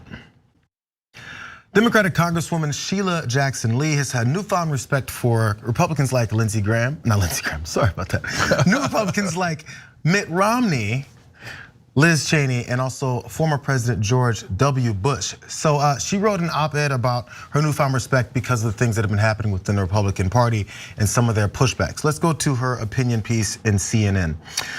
She is saying all 3 of them that I just mentioned have repeatedly rejected and denounced publicly, unequivocally, and fiercely the Republican-driven big lie that the 2020 presidential election was stolen from former President Donald Trump. Together, Cheney, Romney, and Bush are modern-day profiles in courage, embodying former President John F. Kennedy's dictum that sometimes party loyalty demands too much. She continued to say, now some might think it surprising for a member of an opposing party to go against the convention of non-interference when one's adversary is in the process of inflicting harm upon itself. But I've chosen to ignore this convention because I am a firm believer in the promise of a more perfect union. And I believe in America and its future. Lastly, she finishes off by saying, our children listen to and absorb what we say and do. We cannot let them see the brutalization of voices that are telling the truth about January 6th and the Capitol on the citadel of democracy, the US Capitol, without defending those voices. I believe these Republican leaders are patriots, and I join them in my affection for the written values of this nation. That's by Sheila Jackson Lee, Representative Jackson Lee, and decided to, well, she wanted to point out the three or the few individuals in the Republican Party that are pushing back. We all know that Liz Cheney's getting shoved out, potentially going to get shoved out next week. George W. Bush has been speaking out, and of course Mitt Romney, who's been booed, who's also had some points when his state party was trying to censor him and make sure he didn't have anything else to say. So is this a good political move? But actually, my first thought was, is it a political move or is it just a straight from the heart? Is this something that's gonna help promote herself or make herself look more like a middle of the road person? Or even when she's doing things, because she called herself a progressive multiple times at the beginning of that piece. So as a progressive that's saying the right thing, because by the way, these three have been saying correct things, but what does it do here to take out an opinion piece to make sure that you voice those opinions to the point where you call them patriots and maybe forgetting the things that they do that aren't very patriotic? Yeah, I got mixed feelings about this. On the one hand, I do think that it took courage for Romney and Liz Cheney to say what they've said and to vote to impeach Donald Trump. George Bush doesn't, he's retired from politics, so that's less of an issue of courage. And remember, George Bush despises Donald Trump partly because of what he did to his brother Jeb Bush. And what he said about George Bush over and over again. Trump, he insults everyone endlessly, including George Bush. So it's not much, doesn't take much courage on Bush's part to come out against Donald Trump. So I'm giving you that context, but I want to encourage people to have political courage. I also want Democrats to have political courage. That would be wonderful in opposing their own corporate side. But on the other hand, why are Democrats constantly trying to help Republicans? Right? Nancy Pelosi the other day said, I want the Republican Party to be stronger. Why? They're your opponents and they're terrible people, right? I don't want them to be stronger. I want them to be pathetically weak. And I want us to roll over them because we have the better policies. And this isn't a game where you're doing good sportsmanship. Politics is about real people's lives. It affects their wages, their health care, their life, etc. So if they have the wrong policies, they're gonna get more people killed. They're gonna ruin people's lives. It's imperative that you fight them super hard and you beat them. So, and of course, Joe Biden can't stop complimenting Republicans. Oh, I know the Republican Party's great. I know they're gonna come back to their senses. I know the fever's gonna break my Republican friends. I love them so much. Why do you constantly help the other side? What is wrong with you people? Whereas, you remember all those Republicans writing op-eds about how much they love Democrats. Oh, right, none, none whatsoever. No, of course, they never do that. There's no reason for us to either. It's like this article, the very basic premise of it, I think like you, Cenk, I hear you. I too am glad that there are at least literally 3 Republicans who will say treason is bad. I'm glad it's not 0, sure. But that doesn't mean we have to put them up on our shoulders and march them around chanting USA, USA, because they cleared that very low bar, This reminds me of that old Chris Rock bit about people wanting credit for things you just should be doing anyway. It's like, I think treason is bad. It's like, that's what you're supposed to think. What do you want, a cookie? You're not supposed to support armed seditionists, you don't have to effusively praise them just because you're like, well, thank God they're not lunatics, right? Like the rest of them are. Like you said, it's just going out of our way to make them better for some reason. And I just don't see the point in doing that either, in part at least, because like you said, it never happens in the opposite direction ever. So yeah, there's no need for all that. But JR asked up top, like, is this a political move? And I mean, I feel like I think it almost has to be, because she's a Texas Democrat, right? So I know from being from the South, a lot of times Southern Democrats, present day Southern Democrats have to be, or at least they feel like they have to do this sort of moderate dance, I guess, and express outwardly being moderate or moderate principles a lot of the time.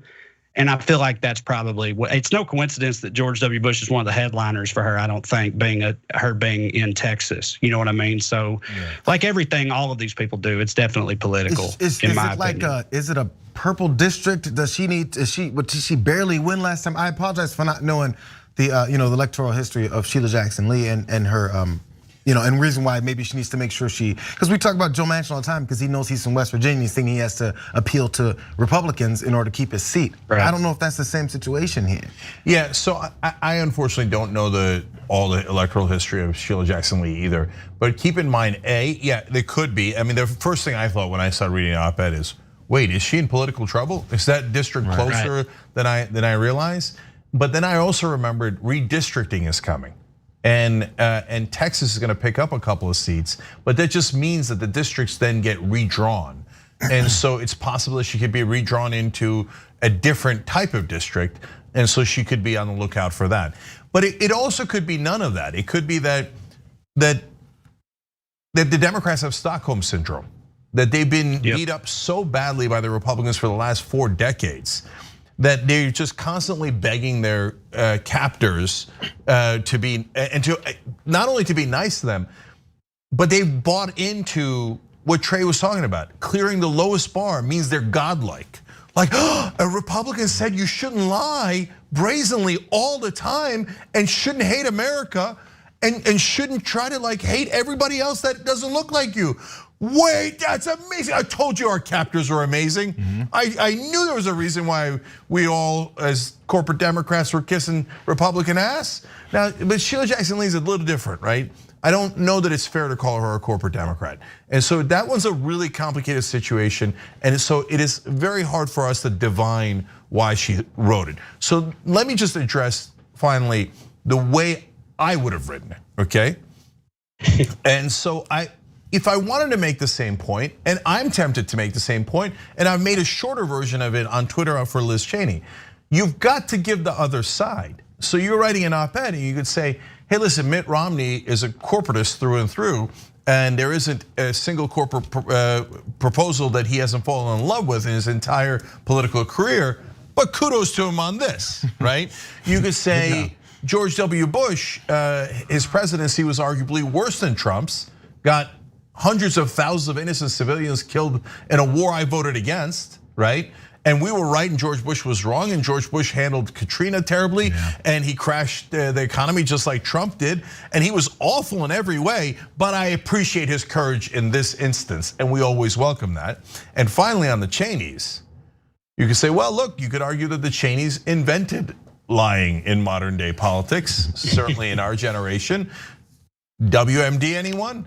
You want to talk about lies? Dick Cheney, her father, connected Iraq to Al-Qaeda, which was a grotesque lie. And as 7 out of 10 Americans believe that Saddam Hussein had personally attacked us because of Cheney's lies. And Liz Cheney, of course, has defended her dad on that 1,000%, is an incredible warmonger. And that's what I pointed out on Twitter, like, hey, Liz, great to have you on the right side here. But let's note that the Cheneys have been incredible liars in American politics. And I think that what's bothering all three of us at our core is that the mainstream media and most of the Democratic Party not only pardons all those past crimes, but has collective amnesia about them. Like they don't even remember those crimes. All they remember is all the kudos that they want to give to them today. It's true, and I think there's crimes, there's things that Republicans will be mad about that Democrats didn't do that they'll continue to perpetuate from now on. You'll be like, remember that one time? No, actually, I remember you guys talking about that thing that one time, but it was never the truth. But that will get perpetuated. But for some reason, the reality gets forgotten within a week of things. And this is one of those instances where it helps that happen, whether she meant to or not. And I'm sorry, one last thing, Trey. So she wrote this. You can go on any cable news program and talk about this with anyone. I'm sure cable broadcasts would love to have a well-known congresswoman on. But there's something about writing it and keeping it on the permanent record that she wanted to have here. And I'm not sure, again, I don't know the reasons behind it, what the political thoughts behind doing this are, but it's calculated. You do it for a reason. Yeah, I was just going to say, Jenk said earlier they, maybe the Democrats have Stockholm syndrome from getting whipped up on for so long, which I agree with. But it's also weird to me how they seem to have taken none of the real winning strategies away from the, getting whipped up on for so long. You know what I mean? Like, do what they do. Like, take the gloves off, man. Like, put your boot on their throat and call it like you see it. When they do something dumb or bad, make it a point to call that out. I don't know how they look at the Republicans' strategy over the years, and the takeaway from that is, olive branches all the time. Like, well, we'll try to meet in the middle. It's like, for what makes you think that is going to be effective? What about the last 20 plus years makes you think that is going to work? Like, yeah. So why are you wasting time on that? Nah, you know what? It's almost definitely political. I decided in the middle of this segment because at a bare minimum, you have to mention the treachery of all of the other Republicans.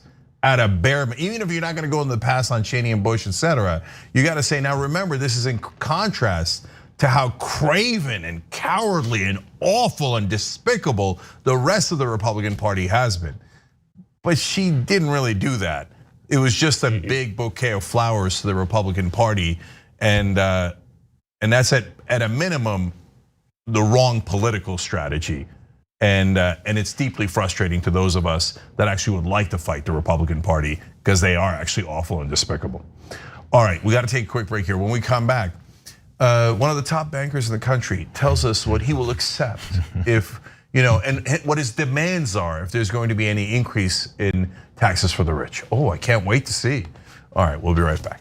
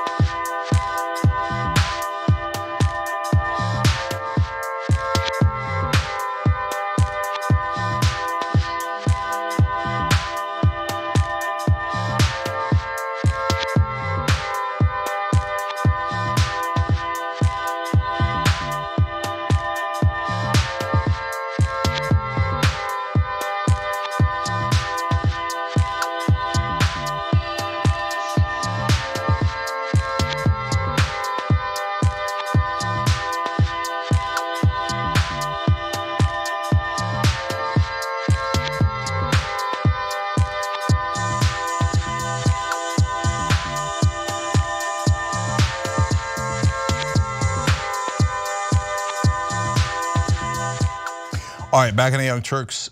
So let me read some viewer comments for you guys. Members section on tyt.com, which you can join at tyt.com/join, and then you become part of the show.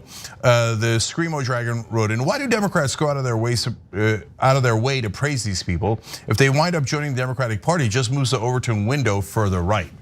Well, we care about that because we're progressives. They don't care about that at all because they just care about power, right? So if you told Democratic Party, oh, you're moving further to the right, and they'd be like, and?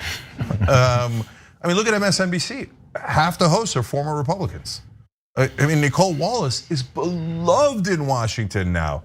And now so-called moderate Democrats, in other words, older Democrats that still watch cable news, think she's like godsend to progressives. She was the communications director for George W. Bush and Dick Cheney.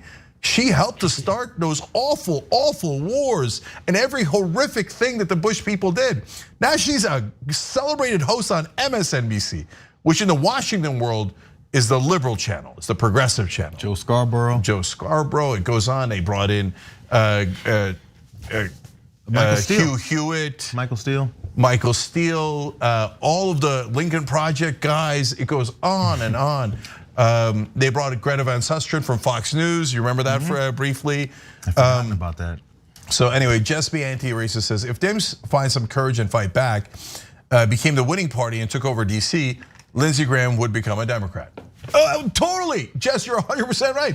And then the Democratic Party would immediately accept him. They'd be like, oh, Lindsey's had an awakening and now he's progressive. Get out of here, man. If I was in charge of the Democratic Party and Lindsey Graham tried to switch parties, I'd say no. No, we don't want you. No, go caucus with the losers. I don't want you, okay? Because you send a message. Be right, get it right in the first place, okay? There's gonna be consequences. Anyway, Chicago Ganai says, okay, I love old school, but maybe it's time to get the new blood like Trey on a series called New School. A lot of love for Trey out there. God bless. Yeah. Y'all gonna give me the vapors. Thank you. So sweet. What are you, Lindsey Graham? All right.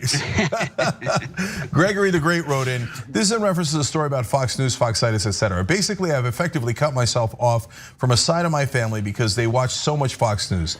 They fully embrace conspiracy theories. Now watching the channel in and of itself isn't a problem, but it's gotten to a point where they aggressively push me to make life decisions that will be harmful. They scoffed at me when I said I'm back in school along those lines. And then, do I have time for this? Sage and Candle said, Cenk, my dad died of COVID 5 weeks ago. I can't get my family to get vaccinated. They think I'm stupid for getting it. They live in a different world. We're living in totally different worlds here. They're on totally different planet. The dad died and still they're in that situation. It's amazing. We'll be right back.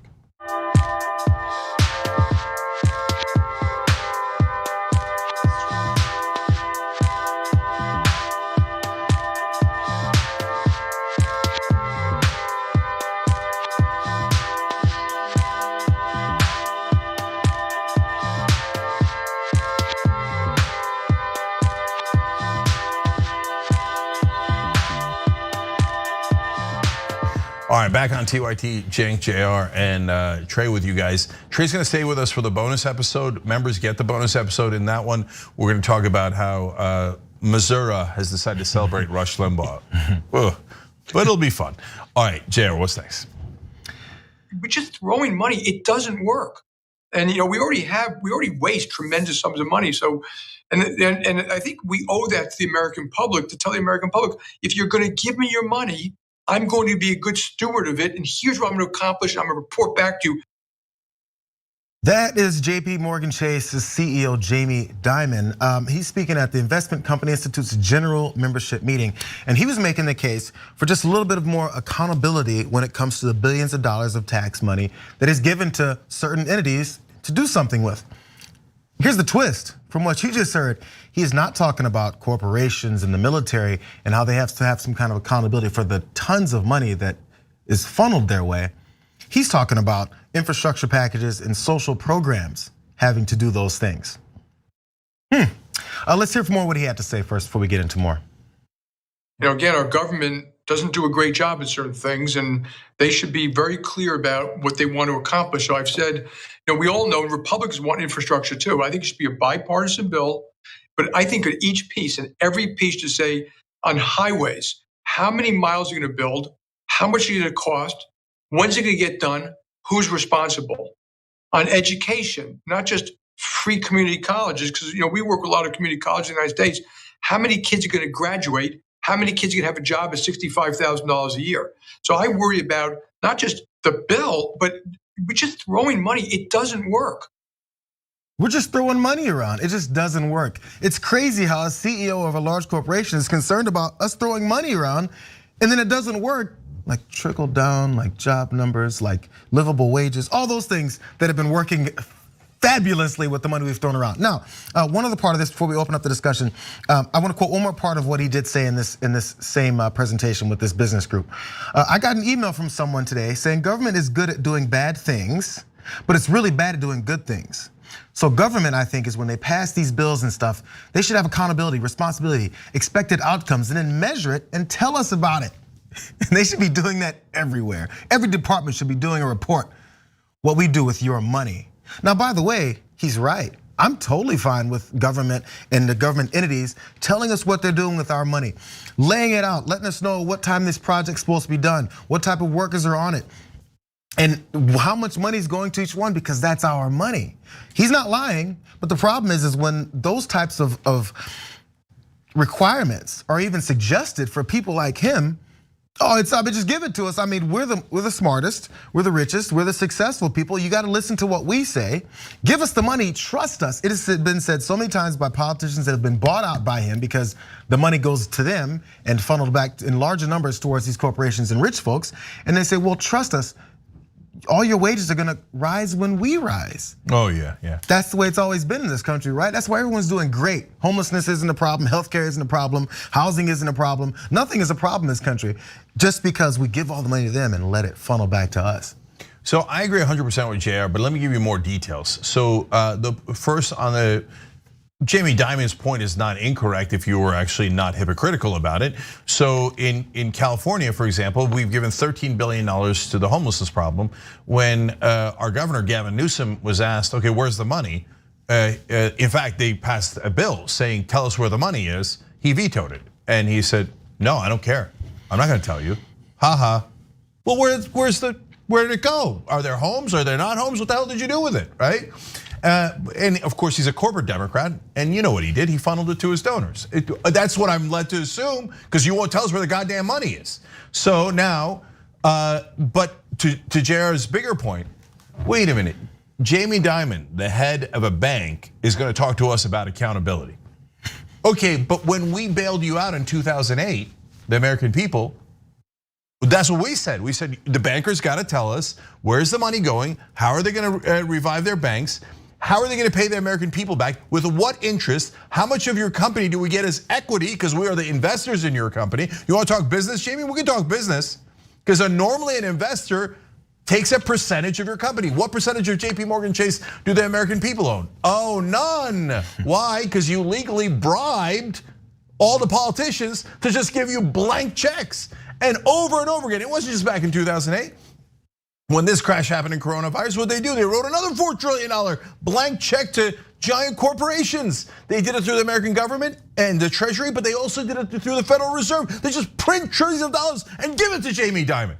Jamie Dimon, did you report back to us? Did you report back to us? Where's my goddamn report, Jamie Dimon? I want it on my desk tomorrow.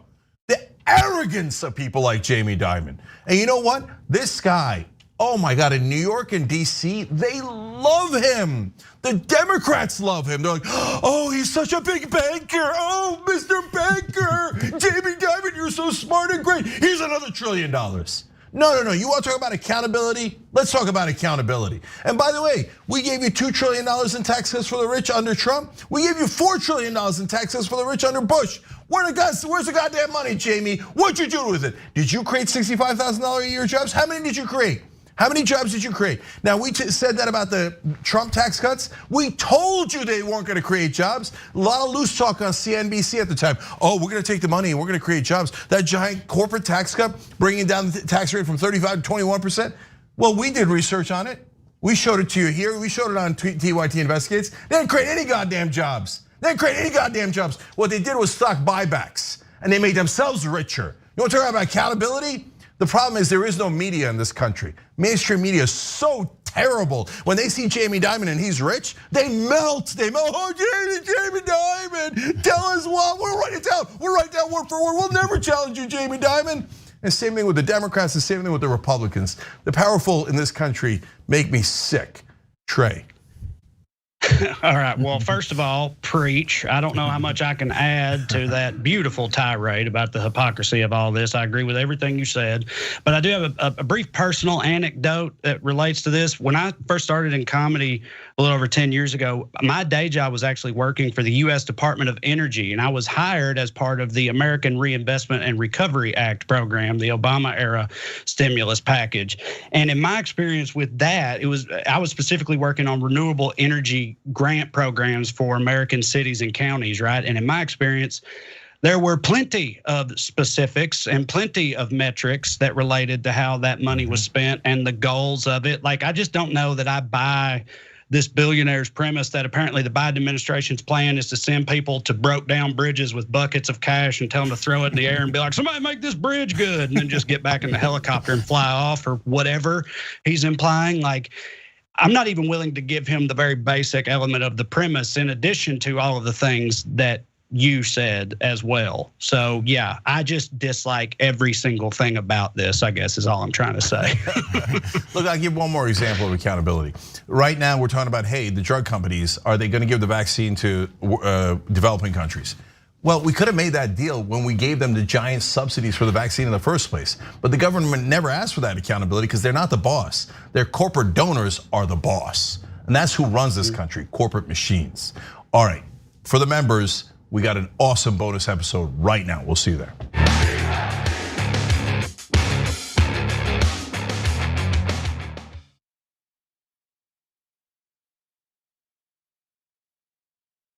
You know, old school's pitched to me from Cenk. It'll just be me, you, Jesus, Ben, and maybe Michael. And we're like, okay, cool. I can do that every week. As you can see, me, Jesus, Ben. When you make the order, it says, don't exceed $20.01. So I'll just order literally anything to get it as close to that as I possibly can. I'm sorry that I ordered $45 worth of food and got an email saying, sir, would you like to rethink that? What are you talking about? I was in hell. I was just like, oh my God, the theater's empty, nobody's here. Everyone on screen keeps fucking cursing. Why did I let this happen? And the whole thing looks like it was shot through a glass of milk. My mom's gonna be so mad. If you're looking for a heart attack, the short way, baby.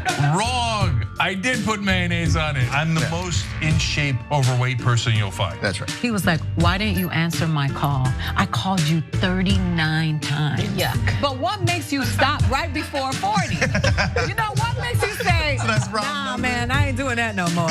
I'm cool. And I called you back on the air.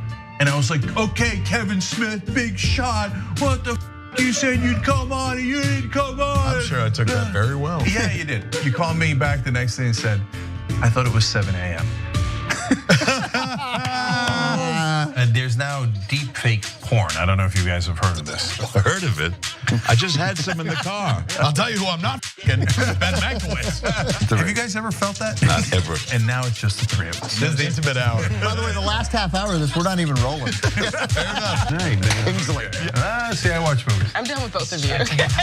Once Greg starts laughing, I can't stop. And I was just gonna ask you about getting high. Snoogans, Snoochie Boochies, and members, of course, you can get the whole damn thing. TYT.com, join and free trial. I'm old school with the old folks. Good. John, come back. Electric cars are awesome, but they aren't the best tool for every job. You can't park them on the edge of the sidewalk while you run into the store for a few things. On top of that, an electric car is just financially out of reach for many people. That's where Zoom electric scooters come in. When I say electric scooter, I'm talking about small motorcycles with space in front of you to put your feet. The Zoom scooter has a range of 60 miles, offers a smooth ride up to 40 miles per hour, and can be charged from any electrical outlet. Start saving on gas while reducing your carbon footprint. To find out more, go to tyt.com/Zoom. Enter the code TYT50 to get an additional discount.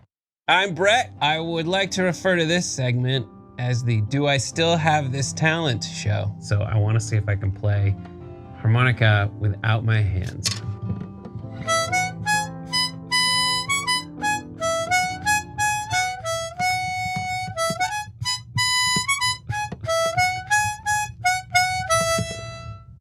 I don't know why I have that. Nothing's gonna be more impressive than that. I can also spin a basketball on my finger. While drinking, I'm gonna spin a basketball on my finger while drinking apple juice. You can do this, dude. It's also flat. I don't know if that helps or hurts. And it seems to be somewhat wobbly. Ta-da!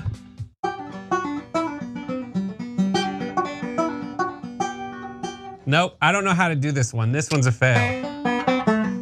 Nope. Oh God, I'm so mad. Our community faces a never-before-seen public health and economic crisis. Businesses are calling Levin Papantonio with their legal questions regarding COVID-19. You've asked and we've answered. If you're a business owner and have suffered financial loss or closure from COVID-19 and have questions regarding your insurance policy, call us for a free consultation. Some policies may provide coverage for lost profits and earnings. Stay safe, and together we'll get through this.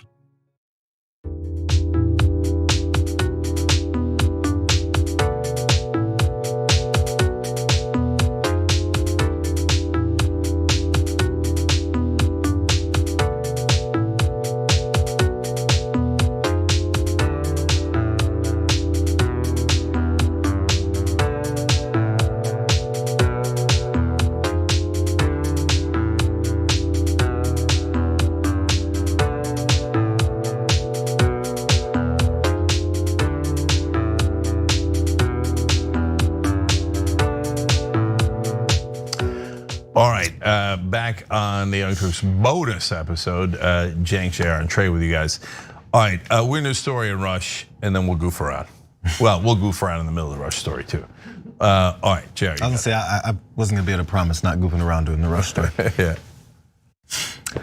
So Missouri House of Representatives in the state House of Representatives there, they're hard at work looking to pass a bill that would make an official holiday for Rush Limbaugh, as Rush Limbaugh is from the state of Missouri. So let's jump right into these to the parts from the Hill.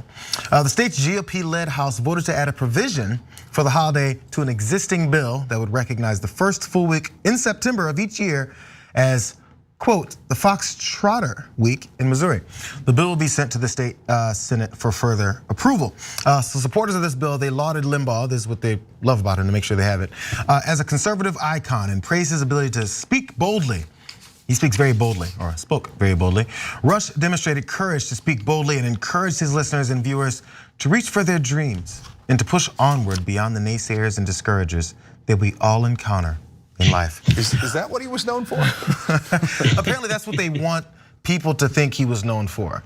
So lastly, inspiring all the downtrodden out there. Yeah. Rush Limbaugh, the legacy. The downtrodden white racists of the world.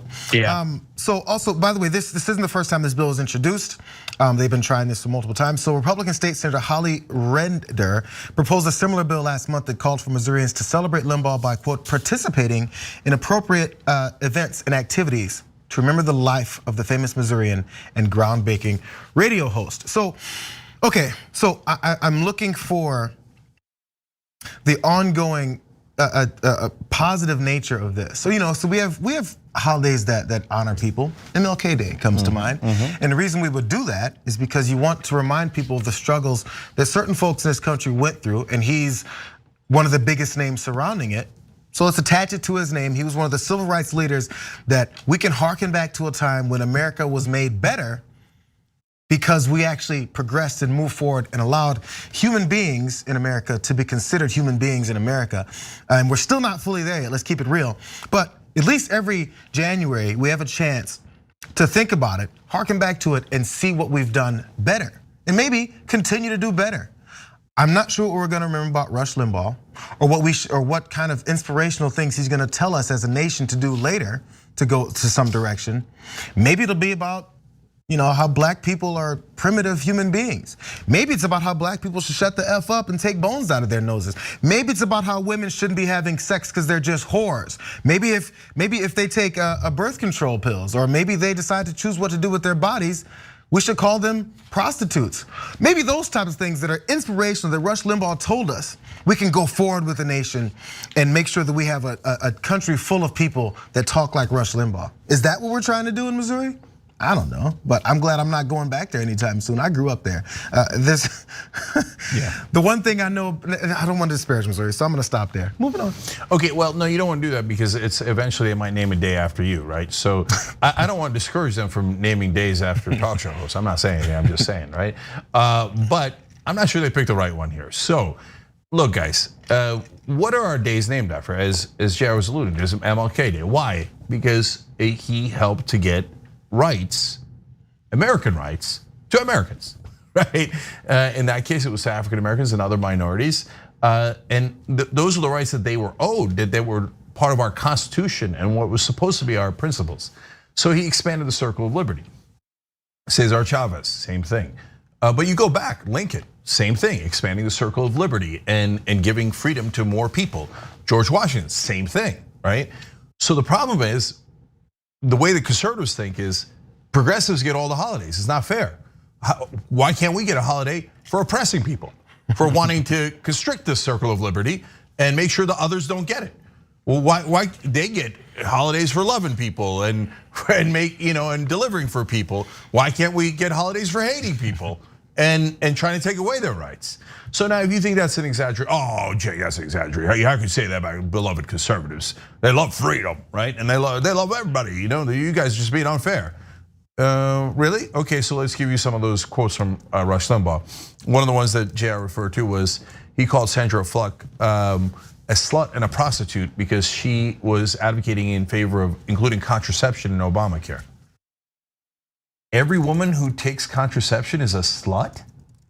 Okay, let's note for the record, by the way, if we're going to copy Rush's example in Missouri, Rush Limbaugh went to the Dominican Republic, and on the way back, he was stopped because he had a bucket full of Viagra with him.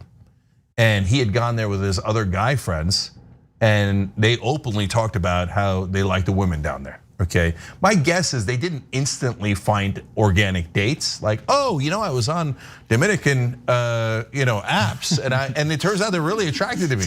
No, you want to talk about prostitutes, Rush? It is abundantly clear that you went to go use prostitutes in the Dominican Republic, and that's why you had a gallon of Viagra with you. And by the way, he was busted at the airport because he's not supposed to have prescription drugs because he was a drug addict. Now, for folks who have loved ones who have addiction problems, I'm not getting at them. But Rush Limbaugh said drug addicts should be locked up and you should throw away the key. And then we found out that he was such an addict that he had broken the law hundreds of times to get illicit drugs, and that he had lost his hearing because of that. And then all of a sudden he turned around and said, mercy. Mercy. No, I want to hate you if you take drugs, but when I take drugs, I want you to have complete mercy on me. So what are we celebrating in Missouri? We're celebrating hypocrisy? Look, I can go on, and I will a little bit. Take the bone out of your nose and then call back. That was a real comment from Rush Limbaugh to a black caller, okay? He said that the NAACP should get rid of their convention and just practice liquor store robberies, okay?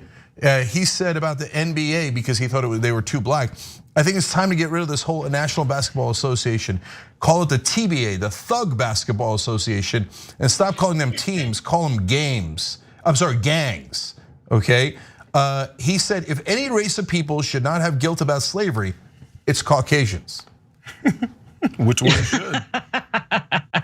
Sorry, I'd never heard that one before. So Trey, I know you're gonna jump in, but fresh after hearing what Cenk just said about all those quotes from Rush Limbaugh, again, the bill praised his ability to speak boldly and demonstrate his courage to do that and have his listeners reach for their dreams. All that from that. Did that sound like he wanted black folks and women to reach for their dreams? Is that what it sounded like? Well, I guess if you're a Republican, it did, yeah. It did not. I'll also say, so you're talking about the whole prostitute thing earlier. I'm not kidding. I'm not doing a bit. This isn't a joke. Cenk, if you told me like in confidence, if you said, hey, listen, I actually have it on very good authority, I know this to be true, that Rush Limbaugh actually never once murdered a prostitute in secret, I would be like, there's no way that's true. Like I wouldn't believe that if you told, I would be like, that's not, there's no way that's true. He had to at least murder a couple of Dominican prostitutes. Like, that's just would be hard for me to believe. Also, I want to hear more about these, the appropriate events and stuff for Rush Limbaugh Day or whatever. It's like they're gonna have like boxcar races, but with like burning crosses or something. See which kids can devise the crosses that'll burn the fastest, or like make the gay kid cry contest, something like that. What are they going to trot out for this stuff? Yeah, this is all utterly ridiculous. And also, as soon as I heard this, I was like, yep, that is some southern/red state level legislature stuff right there. Like this is completely within their wheelhouse. The state level legislatures of these states, including my own state of Tennessee. One of the first videos I ever put out on the internet was about the Tennessee state legislature trying to make the Holy Bible the official state book of Tennessee. We didn't have a state book, and I was just like, oh, now y'all care about books? Is that right? You know how many times I got called gay for reading growing up, and now you want to designate an official state book? Like, give me a break, man. But that's that's just what they do, is this type of stuff. Tennessee actually, the same day they honored the angelic Dolly Parton, they also honored Rush Limbaugh. Not with a full-on holiday, but they did it in as part of the same same ceremony. So yeah, this is just what they do, man. This is how they get their rocks off in those state Congress houses back home for me and JR. So yeah, it's fun. Yeah, so look, all these things are absurd, by the way. Let's just note that Rush Limbaugh got a day, but Foxtrotters got a week. Is that even a thing anymore? Is somebody trotting foxes in Missouri? Is that? I didn't know they were still doing that. Whatever that is. Okay. It's a dance. Okay, I guess. But Trey is so right about the things that Rush has said about every category. Literally, there was 3 things in this. When I just looked back at like 10 bad quotes, I've read like 20, 30 of these before in different segments, right? So if we had to do it, we'd take up the whole hour to do all of Rush's horrific quotes. But there was a quote about gay people I cannot read on air. There was things he said about Barack Obama I cannot read on air, and things he said about Asians that I cannot read on air. Okay, so these are the lighter ones. Okay, so I'll read you 2 more about women. Women should not be allowed on juries where the accused is a stud, whatever that means. And then he said feminism was established so as to allow unattractive women access to the mainstream of society. He's such a terrible guy. Because Rush Limbaugh was hot. Oh yeah, I mean, but the nerve of him, So when I talk about attractive people, I always say, hey, listen, or when I talk about Chris Christie being an that was not me knocking things over. So when I talk about Chris Christie being an overweight American from New Jersey, I say, look, I live in a glass house. I'm also an overweight American from New Jersey. But Rush had no sense of self. He's like, can you believe how ugly the feminazis are? Dude, look at you. Have you ever looked in a mirror? Did you ever look in a mirror? Not once. Did you look once in a mirror? But he thinks, I nailed it. I'm white and a guy. What do you mean? No, they're immune to irony. Like literally, it's like a class specification. If this was like a D&D campaign type of thing, that plus 100% immunity to irony. Sorry if that's too nerdy for you guys to throw out, for me to throw out there like that. But yeah, it just doesn't affect them at all. They're completely lacking in self-awareness, and yeah, it's one of their primary characteristics. It's a calling card for the way they want to rewrite history. Okay, Mitch McConnell's one of the latest announcements come out against the 1619 Project because it's true. They rewrite history immediately. Rush Limbaugh died, 2 months ago, maybe? And they're trying to, one of the reasons I think they're putting in things like this is to try and make people think the history of Rush Limbaugh and who he was is completely different as to what he actually said and did. So that maybe 50 years down the line, if anybody cares about Rush Limbaugh, they'll be like, oh yeah, Rush Limbaugh, he used to do these wonderful things. Look at this bill from this law in Missouri that honors him because of the way he inspired people. They know that teaching folks the reality will cause them to continue to maybe do things the right way or avoid being like the worst people in history. We've got statues of the worst people in history. We still got Confederate flags being flown from people's houses because that is somehow American. So we've rewritten history so many times without any pushback because it was just in books that people wrote that we accepted into our schools by people who wanted to rewrite the way things actually were.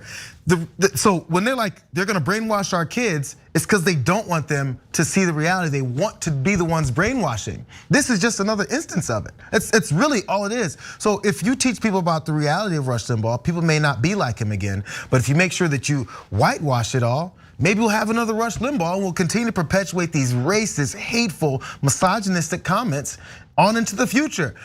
MAGA, it's the reason why he was honored at the State of the Union. Was that what the speech he was honored at? They want to make sure that his lasting legacy is on a positive note because they can't allow their worst people to be remembered for who they really were, because they were horrible. JR, you're forcing me to say more things. You just are, okay?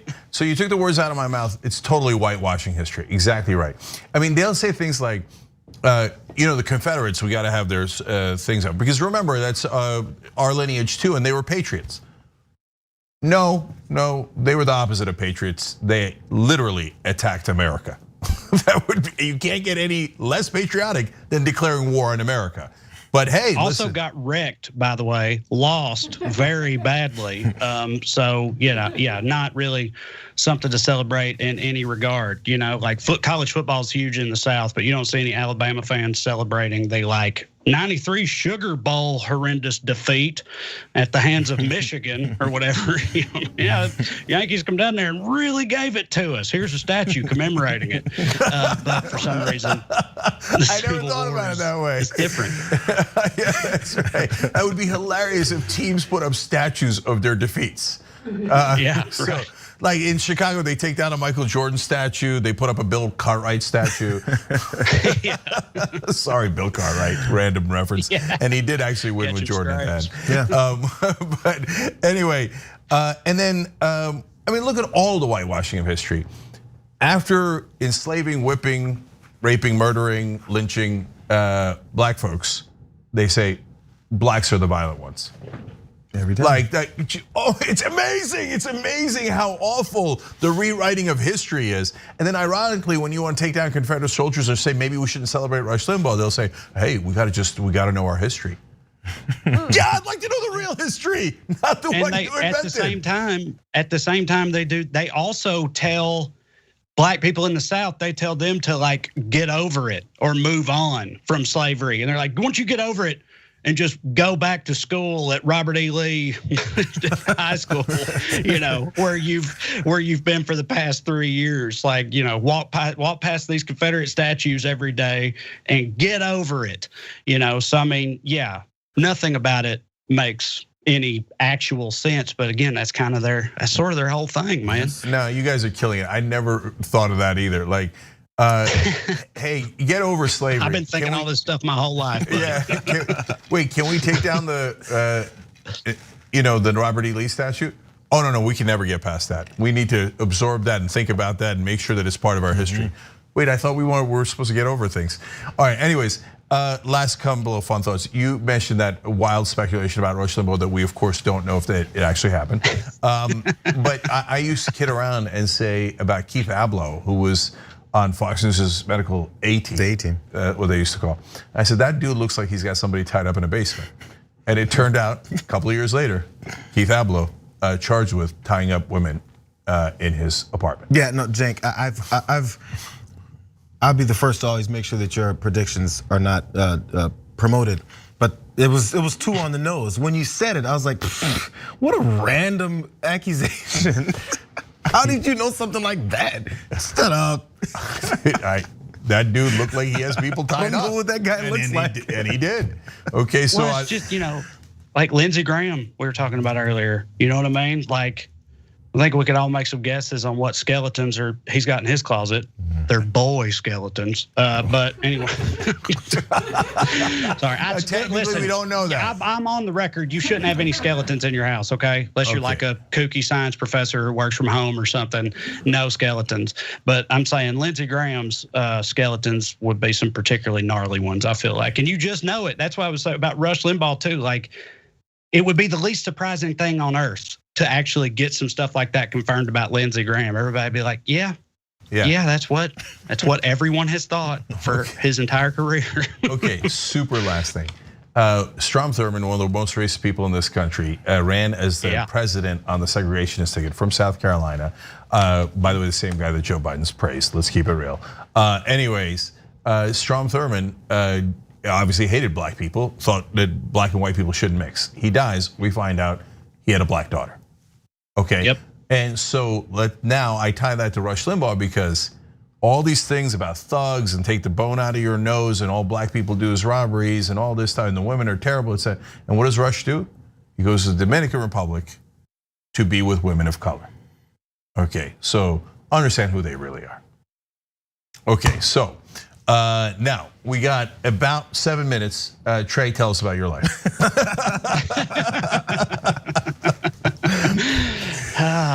Yeah, I liked books and had a gay uncle. The end. That's how. But yeah, no, the sort of the kind of overview version of it. Yeah, I grew up in a very small town in Tennessee called Salina, Tennessee, on the Kentucky line. And when I say small, like there's no Walmarts or McDonald's or traffic lights. Like it's very rural. I graduated high school with like 65 kids, and we were the biggest class our high school had ever had by a lot. It's usually more like 35 to 45. So it's very, very, very small. It's 2.5 hours away from any city anyone's heard of. It's the literal middle of nowhere, and that's where I grew up. But I was raised by a single father who liked to smoke weed and listen to rock and roll and whatnot. And he had one brother, my Uncle Tim, and my Uncle Tim was openly gay. And so I assume because of that, my dad didn't go to church, didn't send me to church, right? I still love Uncle Tim to this day, obviously. And I just grew up different. My dad, like a lot, there's plenty, I'm not a unicorn. There's plenty of other liberal rednecks out there. A lot of them are guys that I grew up with, but a lot of them are like rebelling against the way they were raised. A lot of times you'll find my wife is kind of that. She's like the black sheep of her family, but actually I'm pretty much the way that I was raised to be by my dad because he was different, you know. So he just raised me to not be racist or homophobic or give a damn about the Lord, you know, that type of, and to love David Bowie and David Lynch and all that type of weird and out there stuff. And then when I was 12, 1998, me and my dad watched Chris Rock Bigger and Blacker on HBO when it came out. And that was the first time that I was like, I think I'd like to give that a shot, you know. My dad also had a video store. He owned a video store in Salina called Crowder's Video, if you remember those relics of a bygone era. So like, he was always super supportive of me going into any kind of, you know, entertainment type field. But then after Bigger and Blacker and when I was 12, it kind of crystallized into stand-up comedy specifically. That's what I was wondering. So look, you said you came from this really small town, because we always have people watch our show who say, I love watching you guys because I'm from this small town in this big red state, and I don't hear any of this from anyone, and it's refreshing. So this is before internet days and internet talk shows and having the reach to see other different people. What is it about? Obviously, you said your dad and your father, your dad and your uncle were different examples. But what gave you the confidence to be like, I'm gonna say it out loud, and then potentially the pushback from the community around you, and then also getting out? It's such a big deal from people who don't know, from small towns, able to get out of it. It seems like such a simple thing to do, but getting out of a small town, you really have to walk for an hour and you're out of it. It's way out huge. of it. So it's so hard to do, but people don't know how it actually is there's so many barriers to that. Yes. Absolutely. So first of all, the answer to kind of both your questions is related, actually. This isn't going to make me sound the best probably, but when you ask like, where'd you get the confidence to do that from? It's also related to like the getting out part.